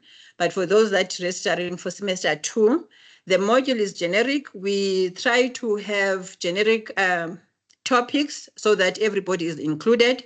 But research, the basics of research, you will learn in terms of the research processes, the different approaches, which would be looking at qualitative and quantitative research, the designs and data analysis methods that are available. And as you will know, some of them you'll be using more in your department, some of them will be using less, depending, but at least you will have the basic understanding. Then the second outcome that we look at would be that you also look at having a research proposal. So that's what we will do. So part of the purpose then is to make sure that as a student, you are able to then to apply the information that we have received in preparing a research proposal for a given topic. We work on 15 weeks, so which is why we always encourage that students that are registered later than a certain time to maybe register for the next semester, because if you look at the program that we have, if you register 4 weeks after we had started, it means you have a lot of time or work that you need to cover. In the module, we use the Comrades Marathon as our metaphor. So if you watch Comrades, you would know that there are different buses at the Comrades Marathon. Buses would be the group of people or group of runners that are there. From the start, there's somebody that is. Hello. Now, one it alone. Oh, okay. There's somebody else. So in the Comrades Marathon, if you watch it, you would find that there are buses. So they would even say there's a 3 o'clock bus or a 4 p.m. bus. Those are people that have started from the beginning of the race. They get coached by somebody who's going to be the bus driver within that race. And they would direct the people in terms of the pace that they need to keep to make sure that they get to the finishing line or finish line within the set time. So those people, then we like to have that example to say we are all runners, and you will have your bus driver being the Age MEMS team. And then if you keep on keeping on with the bus, keeping on with the pace, making sure that you're not left behind, and you would know when you are left behind and that you need to catch up, then that's what the pace that we keep to make sure that by the end of the semester, you are able to submit a portfolio that has a research proposal. So within the marathon itself, you get different hills, you get a bit of peaks, you get downhill. So part of that, you would have your weekly assessments, which is just to check if you understood the work that has been done for that week. You get the first assignment, which I'm not sure whether it's grace or whatever, it's due tomorrow on the 11th of April by 11 p.m. The system will close. So that's the literature review, where we first introduce you in terms of academic writing, how you write if you are given a topic, making sure that you use references. I think the workshop itself touched a number of those things that we had already touched on as well on HMEMS. So by now, the people that are supposed to be submitting this semester, I'm sure they are ready. The second assignment is a quiz where you do a multiple choice questions. Then the last one is a portfolio of evidence. The portfolio has reflections that you would do based on your assignments, reflections that you would do based on your weekly assessments. So which is why it's important that you should do the weekly assessments, because in those quiz of weekly assessments, there's 2 questions that give you reflections or ask you questions for that week. Those are the things that we would need in the portfolio where you reflect on that. And then we also have a research proposal that would be based on, again, questions that we will give you to work on. I think I've already explained on the weekly assessment that you get 10 questions, and then you get those 2 questions, qualitative questions that you can reflect on. Literature review is the assignment that is due tomorrow on the 11th of April. It contributes 15% towards your year mark. It does have multiple choice questions, 10 of them, and then it also has a literature review that you have to do on a given topic. I've given both dates for the first semester and the second semester. As you would know, the first semester, because of the registration challenges that people had, we had to extend it because it was due on the 2nd of April, but we extended it to the 11th of April. Then the quiz is due on the 30th of April. For second semester registrations, it will be due on the 30th. It's 50 multiple choice questions that you have to work on online and submit. And that assignment or assessment is contributes 15% towards your year mark. And then the last one is the portfolio, which contributes 70% towards your final mark. So it's 30% based on the assessments that you would have done during the semester, and then plus the portfolio. The portfolio itself, as I've said, has the reflections on your learning that you have done during the semester, and then also a research proposal that is given based on a topic that we would have given you. The due date for that will be the 6th of June. Again, the original date was the 30th of May, but because of the week that we had to give an extension on based on the registrations, so we had to move the dates to the 6th of June. In between, we do have discussion sessions and workshops. The first one, as I've said, was 2 weeks back. And then the other one we will have on the 22nd of April. The one that we have on the 22nd of April is just an overview of the content of the module, where we discuss qualitative approaches, quantitative approaches, and then we also give a brief overview of what is expected when you write a research proposal. And then we would have another discussion class just before you submit your portfolio, again, just like we did for assignment 1, where we just give hints and tips on how to complete your portfolio. The contact details for HMEMS, because for us, you don't directly contact the lecturers, but you contact this mailbox. This mailbox has somebody that tends to it. Every day, we take turns as lecturers to be on duty. for the mailbox. So somebody will be able to answer you. We put ourselves and we say it's 24 hours response rate, and we try to keep to that as much as we can, and less, in fact, most of the time. And that's about it for HMEMS. Thank you very much. I'm not sure if there are questions. Thank you, Dr. Bekwa. I don't see any hands up. So we're going to then move on to the next module, that's AOM 4801. Over to you, Mr. de Villiers.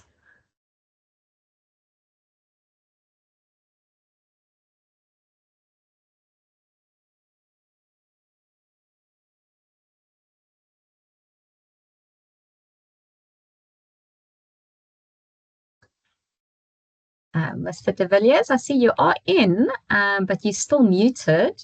Hello, So, sorry, can you hear me now? No, it's fine. Yes, we can hear you. Okay.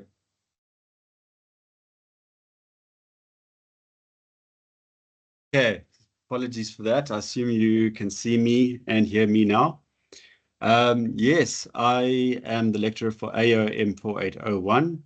And Dr. de Metz, I just want to thank you for the opportunity to engage with the students today, and to Dr. Karin, just for the assistance with this entire program for the qualification. I think it's a fantastic initiative. I'm going to try and keep my meet and greet quite short. I know that there's a couple more to come, so I'll try and just stick to a few key points. I do believe that in order to do that, it will actually help me a presentation will help, because then I can just refer you to those key points. I'm just opening a window, sharing the screen. Okay.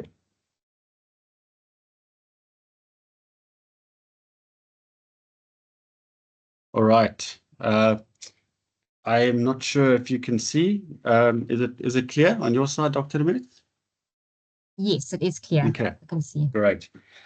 So in essence, operations management, I've got a slide that follows, which is quite a complex slide, but I'm actually going to, due to time, rather not go through that now. I can go through that in one of the webinar sessions.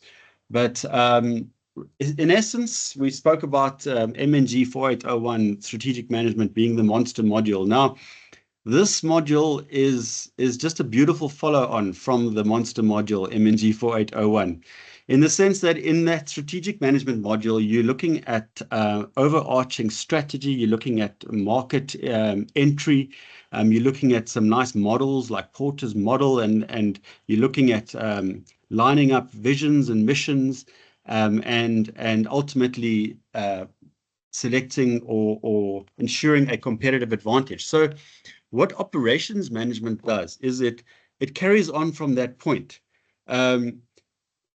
If you want to achieve a competitive advantage in an organization, then you want to turn that competitive advantage into two very important words, an operational capability.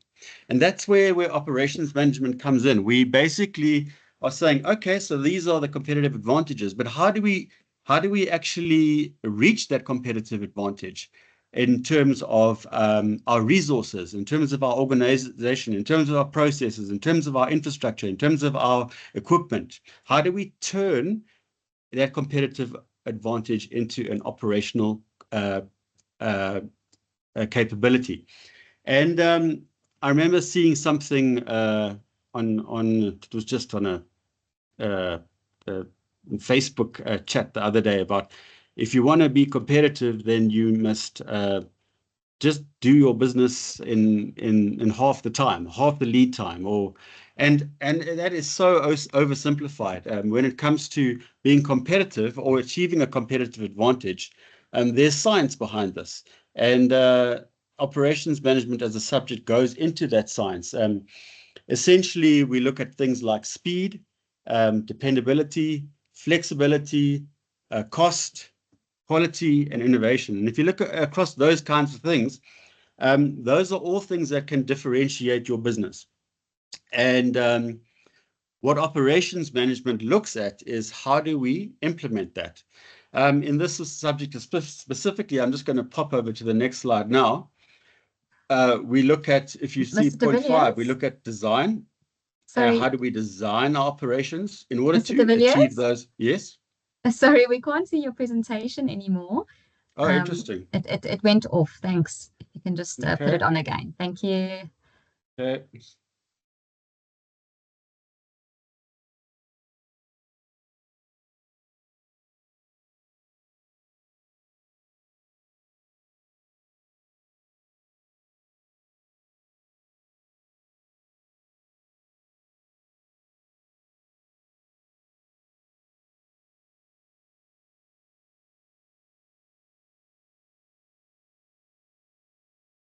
I trust you can see it again. Great, that's perfect. We can see it. Thanks. And you can still see it now? Yes, it's still Great. on. Yeah, so in essence, in terms of making those competitive advantages achievable, we look at the design of operations and we look at the management of operations. So design of operations with things like goods and service design, supply chain design, process selection design and analysis, and facility and work design. And then we look at management. I'm sure in business management 1 and 2, you learned about planning, organizing, leading, and controlling. So the management side is actually now controlling these operations in such a way that we can achieve these competitive advantages. So, for example, if it comes to something like operations sequencing and scheduling, we are going to sequence operations in such a way that they maximize on efficiency, position machinery in such a way that we can maximize efficiency. So in every single one of these management aspects, we look at each one to see how do we build efficiencies into their processes and how do those efficiencies then link onto competitive priorities. I'm going to stop the overview there. In order to do this justice, it needs about 15 minutes on its own, but I'm going to go now into the assignments. So in AOM 4.01, we have 5 assignments, 3 compulsory, 2 self-assessment. The reason I point out these self-assessments is because they are crucial to the process. And I don't want students skipping them and only doing the compulsory assignments. The compulsory assignment 2, for example, hinges to a large extent on an understanding of the material involved in self-assessment assignment 01. Be that as it may, there are 3 compulsory assignments. The first one is due the 26th of May. It's a written assignment. The second one is this now compulsory assignment 03. It's 3 in the bigger picture, but in terms of the compulsory assignments, it's actually the second assignment, due 1st of September 2025. And then we've got self-assessment assignment 4. And then right at the end, we've got an MCQ assignment. Don't be fooled. It's not going to be easy. It's very applied, and we look at some of the calculations in particular in this MCQ assignment. So there's those 3 assessments. They are going to make up your year mark. You can see that the 2 written count 45% towards your year mark, the MCQ 10%, and that makes up your year mark. And then we have a summative assessment, which is a timetabled exam, and that takes place, actually, I've made a mistake there. It's January, February 2026, not 2025. I'm going to, just to mention, like with MNG 4.01, this module is very case-based. You are getting marks to think. You're not getting marks to regurgitate information. There's theory, there's case studies, and theory might pertain in one question to 5 different chapters, and you need to now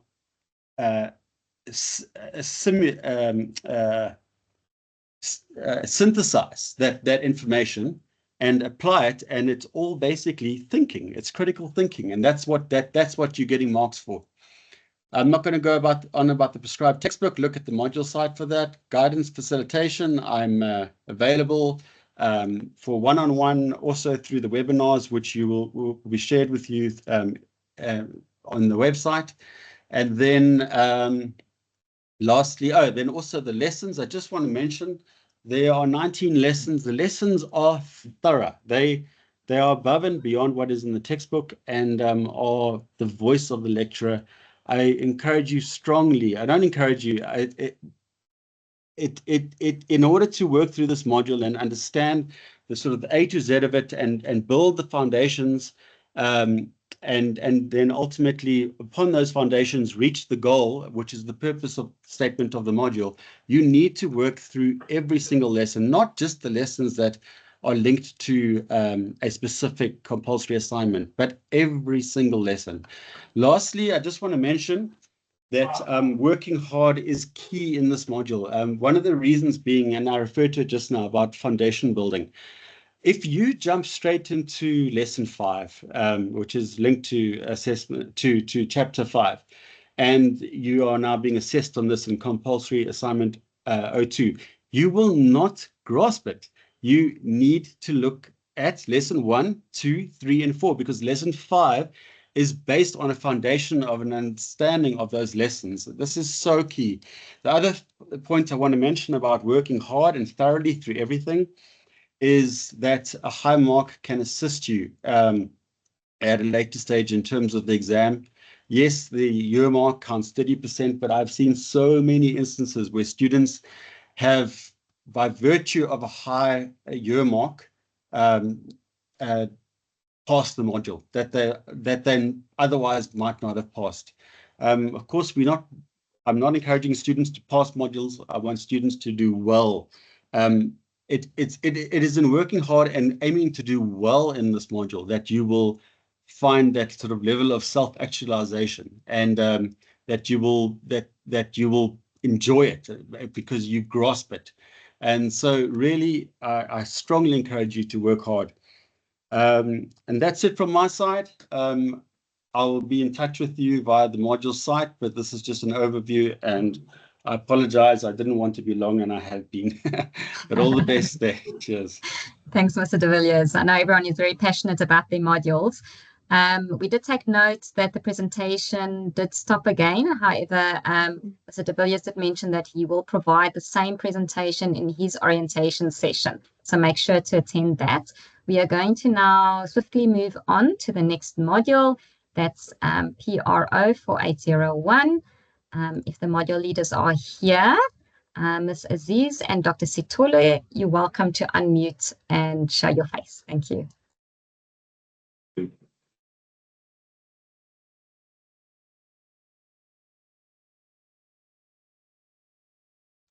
Good day. I'm trying to apply. Just give me a moment here.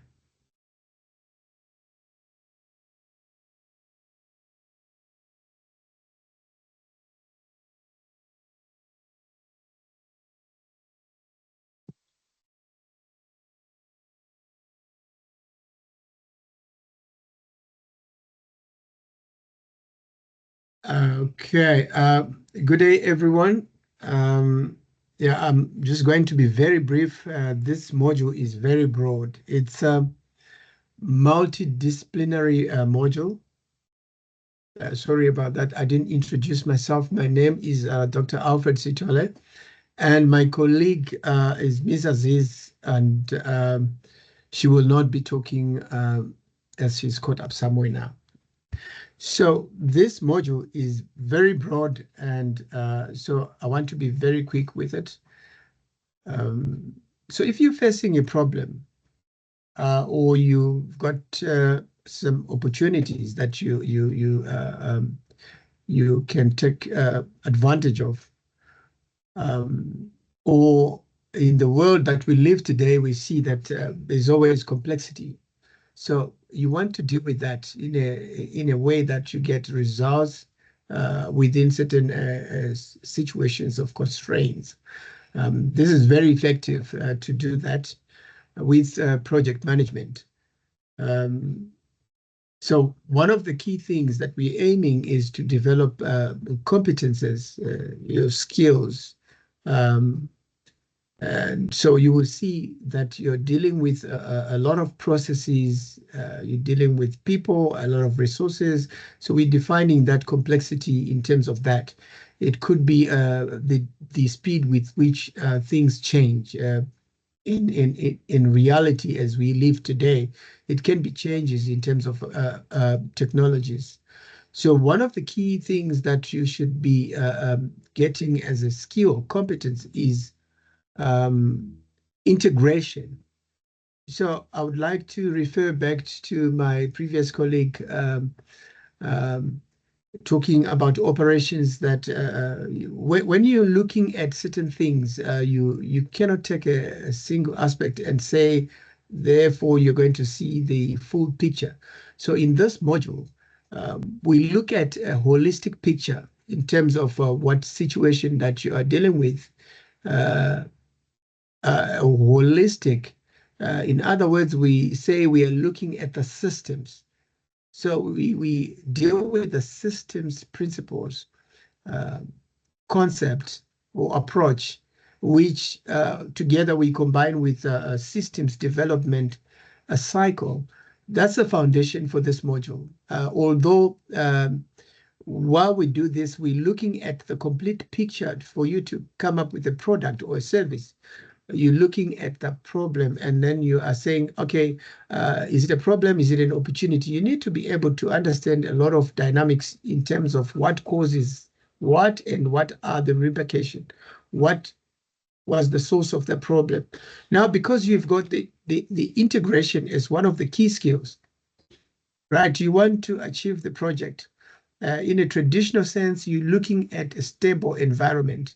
But we don't stay or live in an environment like this. So I started by saying it's multidisciplinary, which means that it can be, sometimes people say it's scary, but it's not. We need a systematic approach. That's why we talk about the systems concept and systems development cycle. As you will see that you can look at it from different levels in terms of projects in the organization. If you are looking at a departmental, what could be functional level or lower level, or you can look at a higher level where you're dealing with the programs, and then you can combine the programs into a portfolio. So the moment you're looking higher up, you are looking at the full scope of the organization. So you already linking to your strategic direction. So in the strategic management aspect, where you're looking at where you're going as the organization, the projects and your programs become vehicles of translating whatever change. So it's a key change instrument. Okay, because I said I don't want to talk too much about this. So let's look at what we are saying and what we are expecting. So you're expected to look at to go through your self-assessment. So you immerse yourself into the concepts, which the first assignment is your self-assessment, and you should be getting to the end of it. I will reiterate what my colleague said, that you cannot be skipping because you are looking at a system. A system means you've got subsystems and other components. So your weakest link means that that system, the whole system won't work.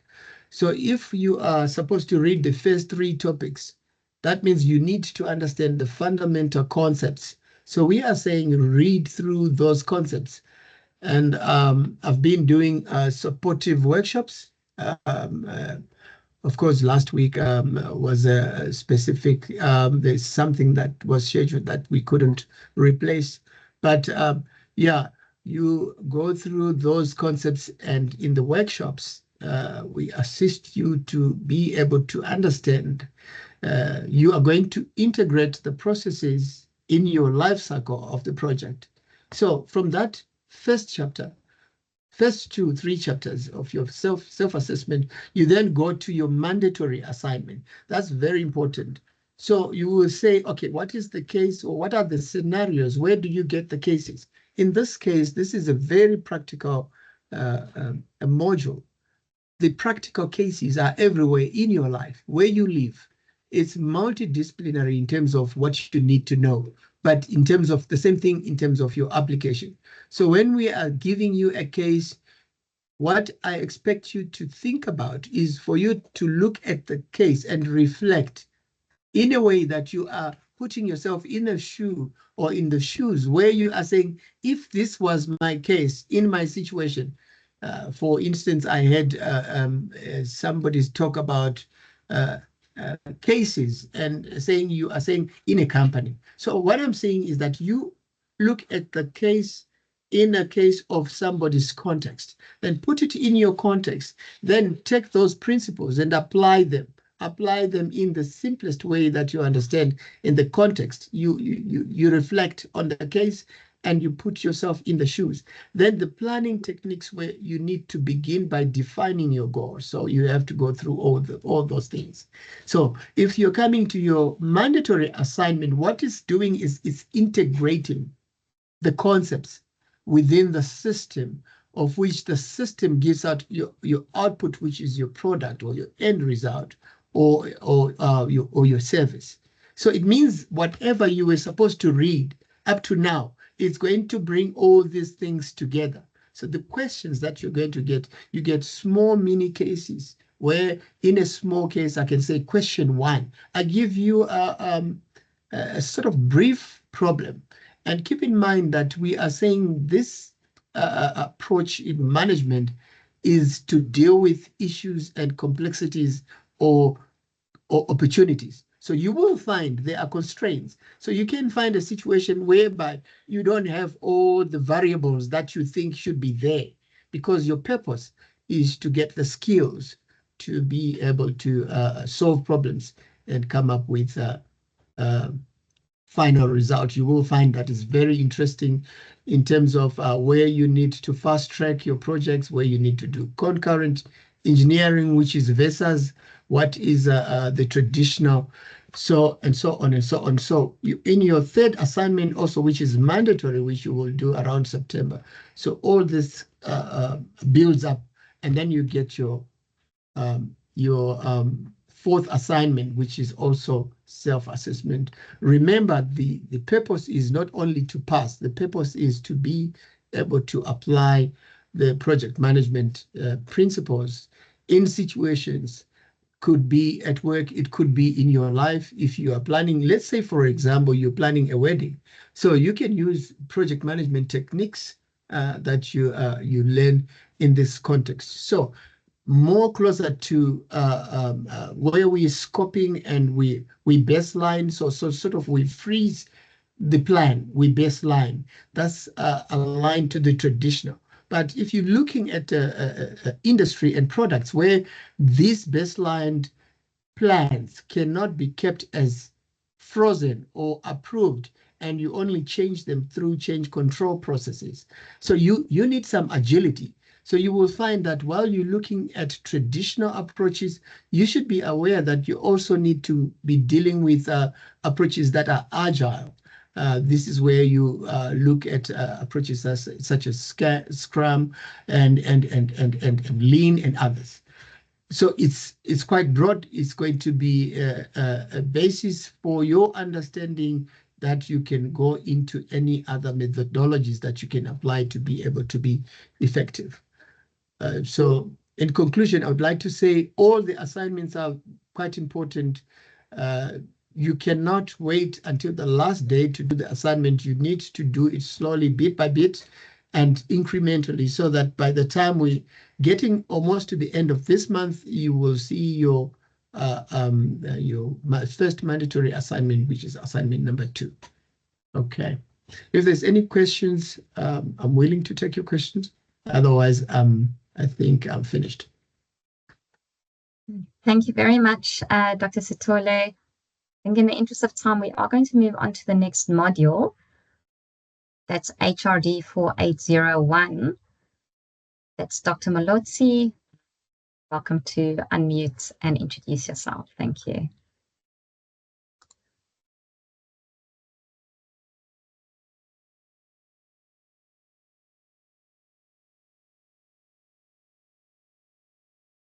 Thank you, Chair. Okay, let me share the screen. Okay. My name is Tebogo Mulutsi, and I am the lecturer for strategic human resource development. So it is my pleasure to welcome you to the module. I look forward to guiding and supporting you as we explore the module. I am confident that you'll find the module both engaging and enriching. So due to time constraints, I'm going to be brief. So basically the module is designed to equip you, the students, with advanced skills in strategic human resource development in order to drive organizational performance and workforce development. Throughout the course, you will explore critical areas such as human resource development, governance frameworks, policy development, stakeholder engagement, human performance technology, measuring success through return on investment and return on expectations, and maintaining quality assurance in HRD practices, which would be aligned with business goals and national priorities and global best practices. So basically, the module will help you to become independent problem solvers, strategic decision makers, and research-informed professionals. In summary, the module will prepare you to become tomorrow's transformational leaders in an evolving, ever-evolving world of work. I'll be scheduling an online discussion class in April. The date and time will be shared with you in advance. That will help you prepare effectively for the first assessment. Key information about the module will be communicated during the upcoming discussion session. Your attendance and participation will be highly encouraged. Finally, I would like to wish you the best in your studies. May your hard work lead to great success and fulfillment. Thank you very much, Dr. Metz. Over to you. Thank you very much, Dr. Mulutsi, and for keeping it short and sweet. We are then going to move on to the next module, that's HRM 4801. We're going to hand over to Dr. Rudolph. Thank you.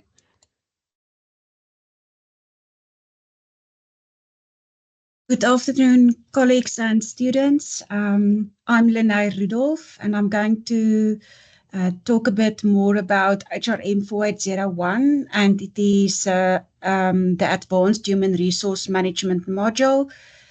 We are a team of 4 people that's working on the module, of which I am the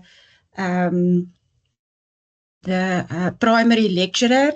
And then I have Dr. Louise Engelbrecht, she's the secondary lecturer, Dr. Alexandra Furtak, that is the quality assurance lecturer, and lastly, we are privileged enough to have Professor Sumri O'Neill. She's an external moderator, and she's working at the University of Pretoria, so she's the person that moderates our all this module. The module will give you enough opportunities to interact with one another, and therefore it is important that when you go to the MyUNISA module site and you visit HRM 4801, the 25 academic year site, that you start with the how to start site, and that you work through and listen to this very important video of Admiral William McRaven, and how can you bring change in your own life. And I hope that you will bring it into the module also, what you've learned from the Admiral. You also will have an opportunity then to interact with one another on MyUNISA, to determine or to explain to me and your fellow students what is your aim for HRM 4801, why did you enroll for the module, and how do you think you can make a difference in a broken world by giving hope from what you've learned in this module. I have 2 platforms, MS Teams. You will see on my UNISA that I already shared information on how to become part of the MS Teams HRM 401 group. And if you send me a message, I can share with you the link to the Telegram group, but the information is on my UNISA as well. Please take note of the important HRM 401 dates. The first session that we will have is 30 April, where we will have a welcome session where we will speak more in detail about the module. Ms. Melanie Milan will again share with you what she shared on the MS Teams platform, information on how to go about to get information. And the main reason for this is we don't have a prescribed book for this module. It's all about you finding the necessary information and that you are able to synthesize the necessary information that you need for the assessments. You will see there are 4 formative assessments. Sorry, I've noticed that I've added when lesson 7 will be available on the site under that, but nevertheless, there are 4 formative assessments. One is MCQ, another one is a group, there are group assignments as well as individual assignments, and then the summative assessment is during the January-February 2026 examination period. If you have any queries, please email me and I will help you as far as possible. Thank you. Thank you very much, Dr. Rudolph. We will now move on to LRM 4801. That's Dr. Diaz. You're welcome to unmute and introduce yourself. Thank you. Good day, everyone. Just open up here. Welcome to LRM 4801, the Advanced Labour Relations Management module. I'm Alda Diaz, and I'll be guiding you through this exciting and dynamic module. This module is fully online and delivered through my UNISA, so you'll access everything, your lessons, the learning material, the assessments, everything will be on this platform. Then our goal is not just to teach the content, but to support your growth as a critical thinker and strategic leader in labour relations. So I want to encourage you to engage actively in all the tasks, the discussions, and the activities for this module. The purpose for this module is to build on your foundational knowledge of labour relations and to take it to a strategic level.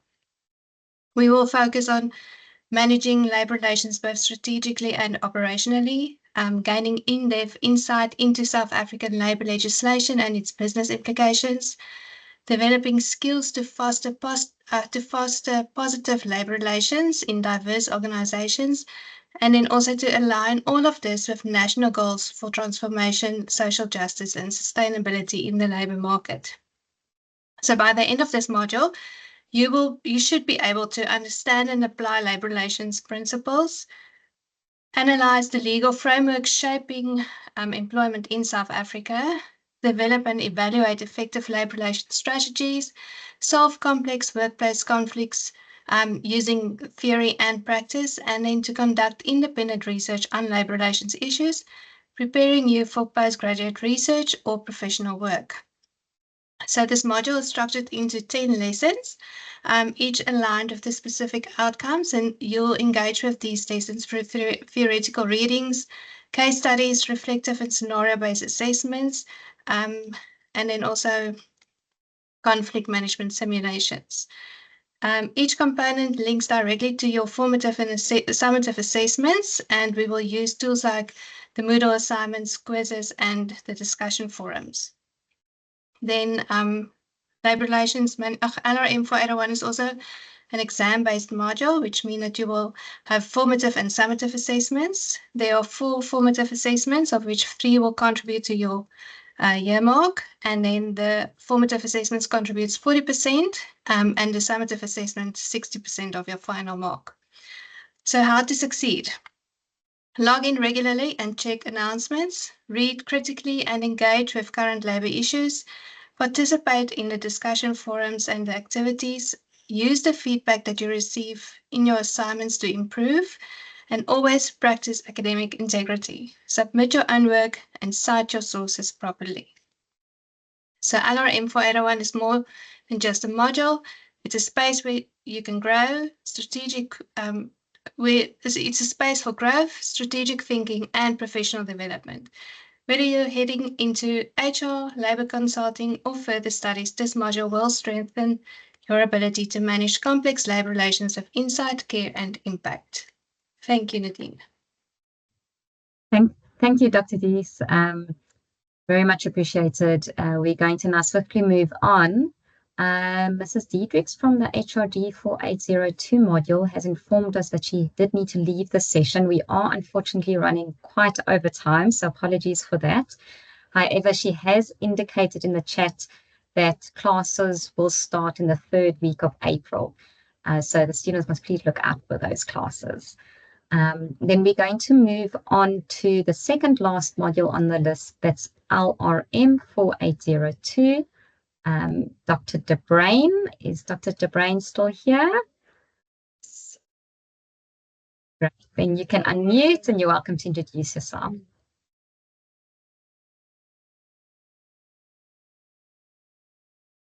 I'm unmuted there.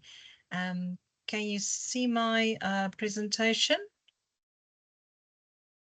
Yes, yes, now we can see it. You can see it, okay. Thanks. Let me just start here from the beginning. Module code LRM 4802 is collective bargaining and negotiations. Our qualifications in human resource management in the College of Economic and Management Science.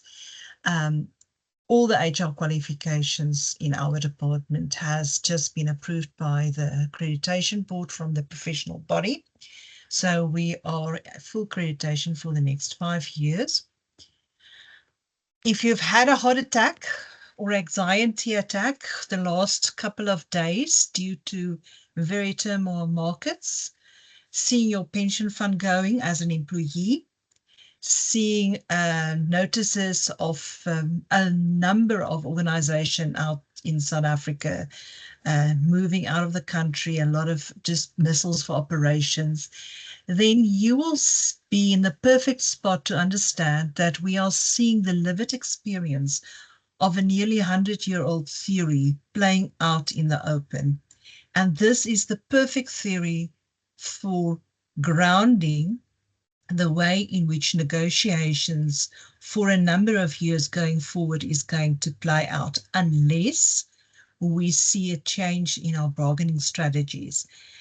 And for this module, we have this little icon equipping people with practical tools that will be assessed to assist you and to help you to learn your negotiation skills and to sharpen your saw.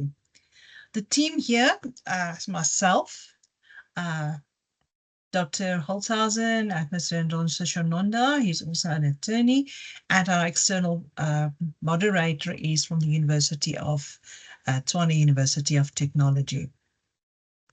So our module has 3 purposes, and basically that is to understand what our labor relations is all about and how it's placed in context not only of maths, because maths is a grounding, a very important skill to have in negotiating, but also in terms of understanding the place of what is the knowledge of a soccer match outcome, or what is, for instance, HR positions, or what is legislation and theories regarding conflict, and how it plays out at a negotiation table, things that normally doesn't look related, and suddenly they just come out as a way in getting conflict resolved. We are going to look at practical negotiation skills, and for that we have this nice toolkit. Every lesson has a couple of tools that we are going to exercise, and there are also going to be a number of group-based exercises. So where you will find us is the 2 elective assessment quizzes that's going to benchmark us so that everybody in the class or everybody in the group is on board with the latest knowledge of legislation since the last time that you registered for any labor law course or any legislation that you watched on TV. We have our practicals on 2 mandatory assessments where there are MOOC certification, case study applications, presentations, and that is 2 assessments that you cannot miss. And you will find that it's assessment sections in the assessments that you have to do diligently, and it builds up to 1 assessment. Then we have our monthly Lekgotlas. Now we are already on monthly Lekgotla number 4, coming on the first Tuesday of every month between 5 and 7. We talk about the latest legislation cases, the impact of changes around the world and how it influences our workplace and our negotiations around the table. And then every time we also have a, thank you, every lesson, every Lekgotla, we also have particular themes. So the one coming up is our bargaining, the way in which we do our bargaining styles and how we can interpret international and national bargaining styles and what they are and how they are influencing our workplace. There's also self-assessments that plays a role into our learning journey. There's an exam that comes up in February exam, which is 100 marks. We look at real world analysis, application, and interventions. So we take from each and all of the modules that you've seen today and yesterday. We take bits and parts of everything, plus economics, plus maths, and we combine it to the negotiation table.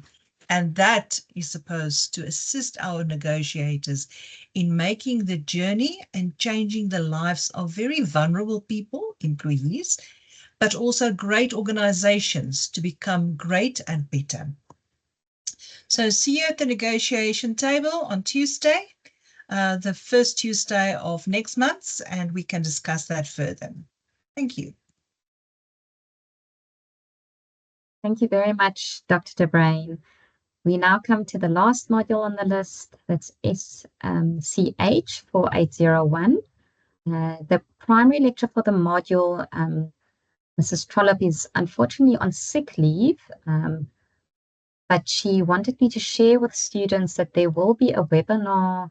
Their first webinar, orientation webinar, will take place next week on the 15th of April.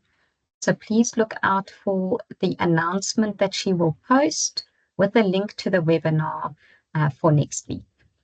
Then we've come to the end of the virtual meet and greet session. Over to you, Dr. Stander.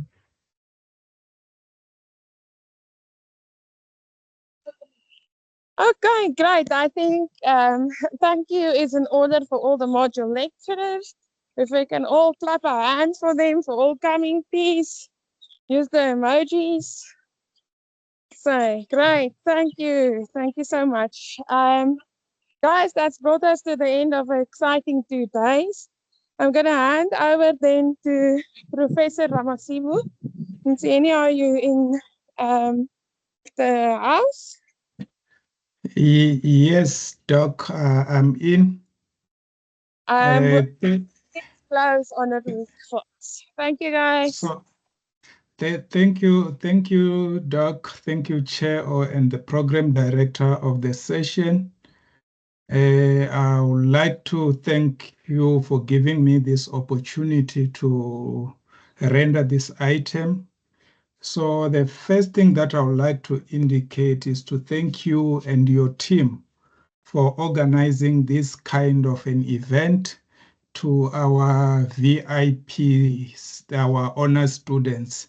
This really shows that you really cares. And again, I would like to also thank everybody who participated in this program.